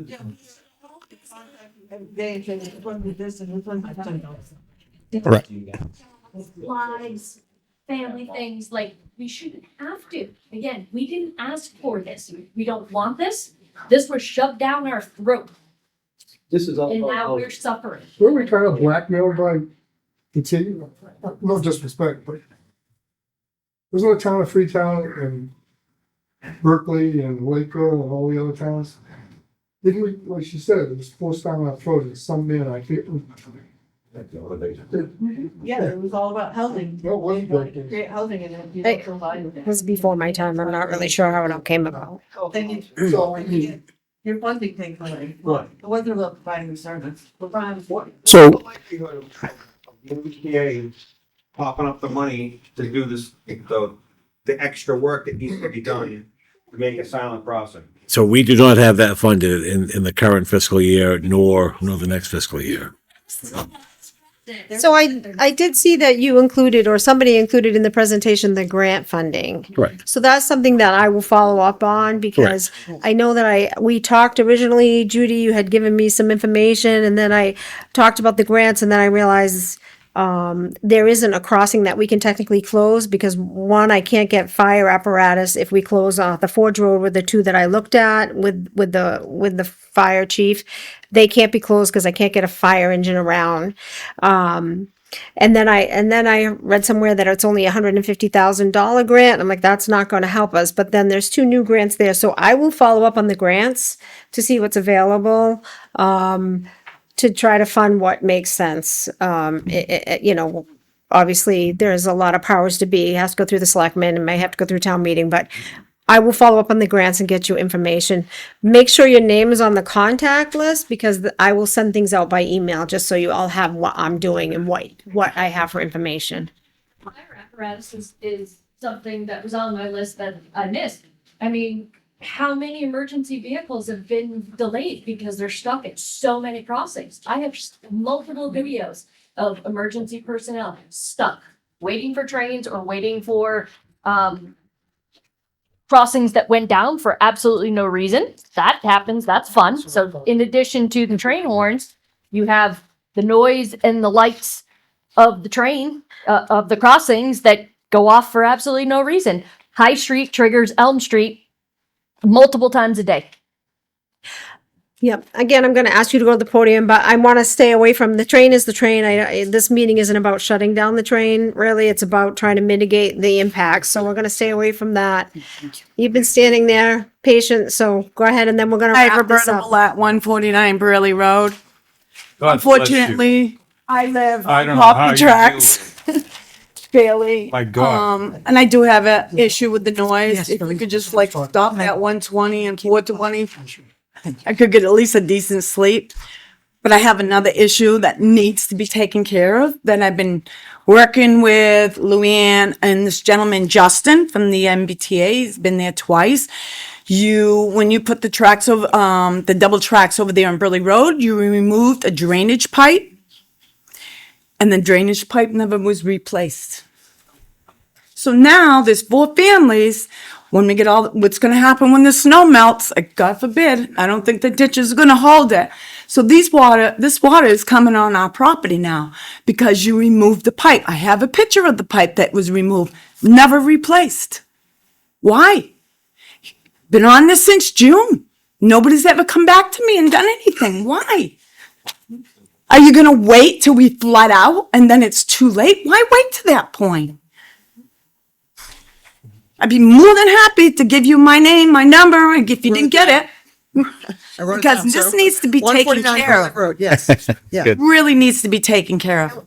And I'll have Chuck Speaking of follow up. Braley Road, you talk about the gates. They put a gate on Braley Road across a guy's driveway. Yeah, my neighbor. She's a He can't even prisoner. turn right out of his driveway. The rail is to his left. He can't even turn right out of his driveway. Yep. That would have been 3 of the 4 you need. She's a prisoner. Who designed that? It's crazy. I just wanted to ask Ryan if you could commit to just sending one email to all of your conductors to say that playing music or anything other than the requirements is unacceptable. If you send one flat email, then maybe we don't have to keep emailing you and all of that. So that would be like proactive for us. Could you commit to that? I will. Thank you. Right, is that a union? Is that who oversees the engineers? Well, so, I mean, they fall under the same federal regulation that requires them to sound the horn. Right. There are unions involved, there's management involved, there's layers upon layers. But at the end of the day, It's Keolis. clients, well, I mean, Is it MBTA? all the engineers work for Keolis, Acceptable. They probably don't but know. at the end of the day, Contract. they're a contractor. They work for the MBTA. If I hire a contractor to paint my door blue and they say, no, I'm going to paint it red, I'm hiring you to do a job. So 10 months ago, this issue came up. It came up in Fall River, and it was indicated that was probably the main issue at the time. Other issues with the layover station, but the noise. What was the response? Did we go back to the engineers? And as we indicated we would, was there maybe not realizing it was as broad reaching as this? What happened after? So we do, but bear in mind, every 4 months, it's a union job. People bid in, people bid out, different people. So it's a whole different cast of employees. What's that? You have training? Yeah. We do. There's a lot of personalities. Everyone here has taken the same driver's test. Everyone drives a little differently. Right. So a lot of things have been said back and forth between residents and yourself. One, first and foremost, Brian, good on you for putting yourself out there, putting your email out there, and taking emails from residents. But you're one man, right? You have a million things to do. You said earlier you had 700 trains on a daily basis. That's a lot, right? But I applaud you. That's commitment, and I appreciate that. But that's an after the fact action, right? So what can we do to fix an issue before it happens is really the goal. SSMs, ASMs, the security stuff. It is what it is, folks, right? We want safe roads. We all agree to that. But we also want to sleep. I think a takeaway, right, based on the conversation we've had today, a great takeaway is people want to sleep. How about we take some baby steps, right? And those baby steps are, how about reducing another train? Maybe 10 o'clock on, 12 o'clock on. Let's try that first. Your MBTA, Keolis, the state, you're all very good at providing us statistics and information on things that have occurred. Let's test this. Let's say, I saw on your report 1,300 buses were used during the same time frame. How about 1,301? Maybe have a bus from Taunton to Fall River, and give the residents a break. Let's test it for a week. Let's test it for 2 weeks. Let's see what happens. Maybe that reduces some things. Baby steps. I know your operating costs. I know how things work, but there are things that happen. We understand that. We're all working folks. We understand things happen on a day to day. We understand security and safety. We want those things. If it's going to be here, let's be safe about it, right, folks? Right? Especially during the day with our folks, our older drivers and our students. We get that. But dad needs to sleep too. Mom needs to sleep. Our kids need to sleep. Let's baby steps. One train off the block, right? I prefer the 5 o'clock one. Some people might prefer the midnight one. Whatever's better. We let you choose. Pick one. Yeah, well, we can't say all of them, but let's baby steps. Let's try one or two. Let's increase the periodicity in between that last and first train, and let's see what happens. Let's take it from there, right? One step at a time. Residents will take one step if MBTA takes another step, right? Work with us. We're trying to work with you. As far as being shoved down our throats, it is true we didn't get a vote on this, right, from the get-go, but it's here. So now we got to figure out a way to live with it. And one thing is, let's work with the MBTA. Let's try that approach. Maybe that's something we haven't tried yet. I know we've thrown things at you. We've given you our spirited opinions, and that's just because we care about this town. We care about the quality of life that we have here. How about show us some good faith and say, hey, we'll at least have a meeting. I'll go to your meeting. I'll speak in front of your board if I have to. Asking them give us one train off, 2 trains off, and work and go from there. Is that something we can potentially look at? Of course. I mean, the whole point of a meeting like this is to put ideas on the table. Yeah. And as we talked about very early on, it's going to be a case of, we have to work together. Correct. We may not always agree. Yeah. But we're here. If we weren't interested, we would not be here. We are committed to working with all of you. And I felt the passion Yeah. And it's nothing personal towards anybody here. Is the situation has put us all on edge. It is. It's Of course it is. so we want to make sure that you hear us. So at the same time, we also want real steps moving forward. And again, baby steps, right? Let's work on the simple things. We can't change federal regulation, no matter how hard we try. They are what they are, right? If you have a good contact down in Washington, contact them. Let us know, right? Until that point, until that time, what can we do? And to me, like a simple solution might be reducing the back and forth on the train. One, increases your downtime, which is sure on the books may not look great, but also gives you time to fix your trains, clean a little bit better, clear the tracks. There's pros and cons for each situation. Let's try that. Let's see what happens. Let's see if the complaints, and again, keep them coming, folks. But let's see if the complaints go down. It reduces the amount. That coupled with actual train noises that follows the sequence and pattern of the federal regulations. I think that's a win combination for right now. Let's try that, especially with the summer months coming. Let's work towards a solution that's months away versus dealing with it after the fact.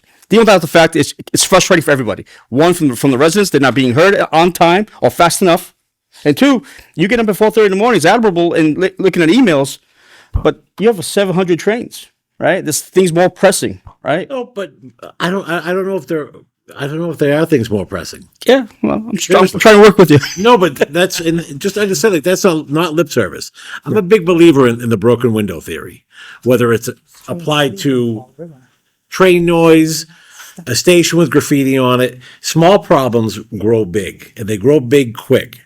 I'd rather spend the time with all of you fixing the small problems than letting it overflow. And I think, and I can't answer for previous leadership teams of the MBTA. We're here. It's a little overflowy, but it doesn't mean that we can't solve this. I agree. Big believer in curing the broken window theory. So, yeah, I had a lot of other things going on. I wouldn't say any of it's more important than this. Appreciate that. Because it's something, it's going to take me 15 minutes to figure out what happened and hold the right person accountable. Okay, so I'm gonna wrap it up. Janice, you said that anybody in the mitigation area, MBTA is gonna send out letters to. Yes. And that if you get a letter and you're interested in mitigation, you need to respond within 90 days. Is that correct? We would like you to, yes. Okay. Now, one of the things that I have asked in the past, and I'm going to bring it up again tonight, is you have very stringent, in my opinion, focus of what resident is included in your mitigation program. I would like to know if the MBTA would entertain assessing people here that have complained on the same level that you assess the people that are included in your mitigation group, that are outside your mitigation group, to give the same assessment. And the reason why I'm asking that is because on some level we would get together as a town and come up with our own mitigation program, and maybe we could get some funding for that.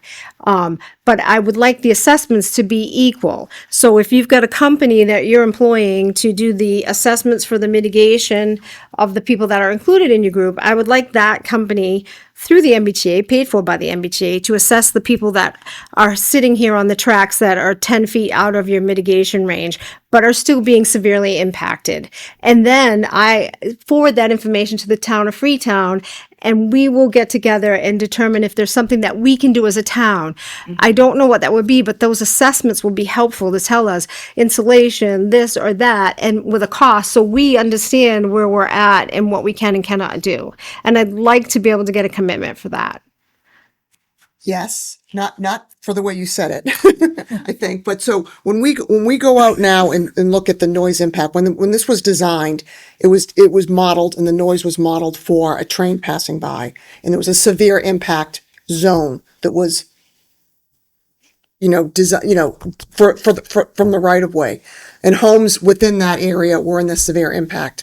Now that we're running, we have more service, and we're up and going. We can look at some of the homes that maybe were 100 feet out or 50 feet off of that. I'm going to call it the designation line.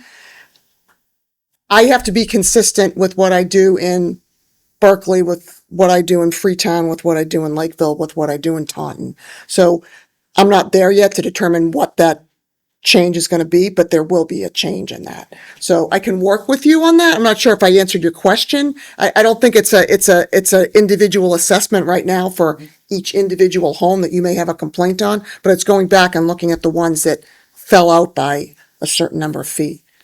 Yeah, I think the impacts too were done, the studies were done when trees were there, and now you've cut down all the trees, and so the impacts are greater and far, although, you know, we've heard that trees don't help, we've heard mixed, whatever. Right. So- Right. The original study she's referring to, when the MBTA came across town, trees were in place. Trees were used as a noise mitigation. And then once the trees were cut down, we were told, again, back in the October 23 meeting, that trees don't mitigate noise.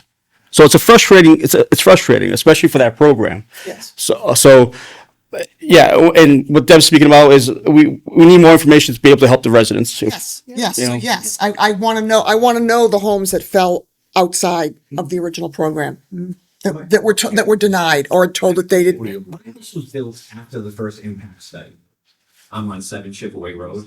Mhm. And I was automatically told that I wasn't eligible. But the interesting part was when the impact study was done, there was a house across from me that was abandoned and then taken down, but they were considered an impact zone. So I just want to make sure that someone is going there and celebrating, show up at my house, because it was a new build. Yep. Can you fill out a form to everybody? What year was Do that? you have a time frame of when these letters might go out? On my list. See? You had it. You're number one. Do we have a time frame of when you might get these letters out? We're close. There's been a lot of miscommunication with this. I don't have a deadline of when they're going to come out. We're very close. They're being looked at. They'll be going out soon, and they'll be going out in multiple languages. I can tell you exactly when they're going to come out to give everyone a heads up, because I know that previously I heard from the previous program that there were some people that didn't want to sign for receipts. The certified mail. There's a not wanting to do that. I'd like to avoid that. I'd like you accept it. So I just need to have a record that I provided you the notification. That's the point of it. Janice, if you get any rejection, This is what's required. Yes. Why it's required. Yes. Could you let me know when they go Yes. out? Why don't So we- I can yeah. pass on an email. I was gonna say, You know. why don't we do this? Today is the 11th. February 11th. Yeah. So if they're not going to go out by the end of the month, I will let you know. Okay, Excellent. Okay, But- and I'll let you know we're close. how close, what the delay is, but Yeah. But I would like to if you tell me that they've gone out, I could send out, we collated all of the email addresses from the last meeting, and a lot of you were probably notified via email of this meeting, and I can send that blast out, and they all communicate, a lot of you communicate with each other, so we'll notify It's actually helpful. before they go out. If they have not gone out by the end of the month, we will let you know and tell you Perfect. why. communication is very important. Because, you know, like I said, we're doing a lot of things behind the scene, but I want to be transparent so they understand that we are working behind the scenes and trying to get something done. I don't know if the person mentioned, I just want to say, Big Dig, they said it could have gone to 24 billion, but it was, 19 billion to 24 billion by the time it was done. I just wanted to say that, so you just know, this was 900 million. Can I comment on the big dig? All right, we'll give you 30 seconds. Go for it. The reality of the big dig is every person that worked on that project spent money in our area. I owned a marine business. Okay. These guys, the union guys, they came home with pockets full of money and they spent it in this state. It was a direct benefit to this state for as much whining as there was done about the big dig. All that money got spent here. That's not a bad thing. And then when you look what it did for Boston, it's worth every penny. Bad traffic. Yeah, but it really made a Well, difference. speaking of which, speaking of money, one question did pop up is, will the MBTA be changing their schedules to accommodate the FIFA World Cup coming up? So we will. Layup. We're still trying to finalize and get information out of Boston 2026 and FIFA as far as what service patterns are going to look like for the actual match days, non-match days. There's a lot of stuff still up in the air as far as what's going to happen in Boston, around Boston for Fan Fest. So we have one team dedicated just to work with the city of Boston, with Boston 2026 to get all that information together. I know all the way to the governor's level, they're trying to pull all these final plans so that we can finalize our service plans. I actually met on that today. And Oh, so perfect. we know that there will be schedule changes, and the goal is to make sure that that's out well in advance to include the bus service. Oh, great. Connecting bus service, just, that's definitely top of the list. We have a big Portuguese community in this area. Want to make sure they get their soccer I told them that.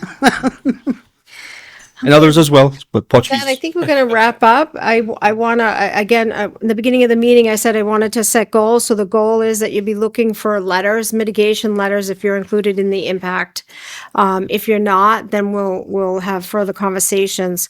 As a town, I heard maybe we want to get a engineering firm to review those proposed diagnostics that were done by the MBTA. So that's something I'll be looking into. I'll be looking into the grant funding as well to see if there's any grant funding to orchestrate the quiet zones. So that's our action plan going forward. I want to thank everybody. I want to thank you for coming and for your time. And I want to thank the panel here for coming all the way down here and listening to everybody. I want to thank Viola. Thank you for coming. Rep. Willett, thank you for coming. Yeah, that's okay. We knew I introduced everybody when that you were going to be late, and Steve Sylvia for Senator Roderick. So you do have representation here, and they have heard. You also have all the contact information that I have for anybody that's involved with the MBTA. So please take it and utilize it if you need to. Also, we have these forms, I think some are on the back table. They're very basic. They ask for name, email, and any specific question or concern. We can pick these up after you fill them out. Just leave them back there and we'll collect them. That would be helpful for us as well. The meeting was recorded, and the slideshow that we showed at the appendix of the slideshow was ridership information. We will post that on our webpage tomorrow, Luann, our webpage.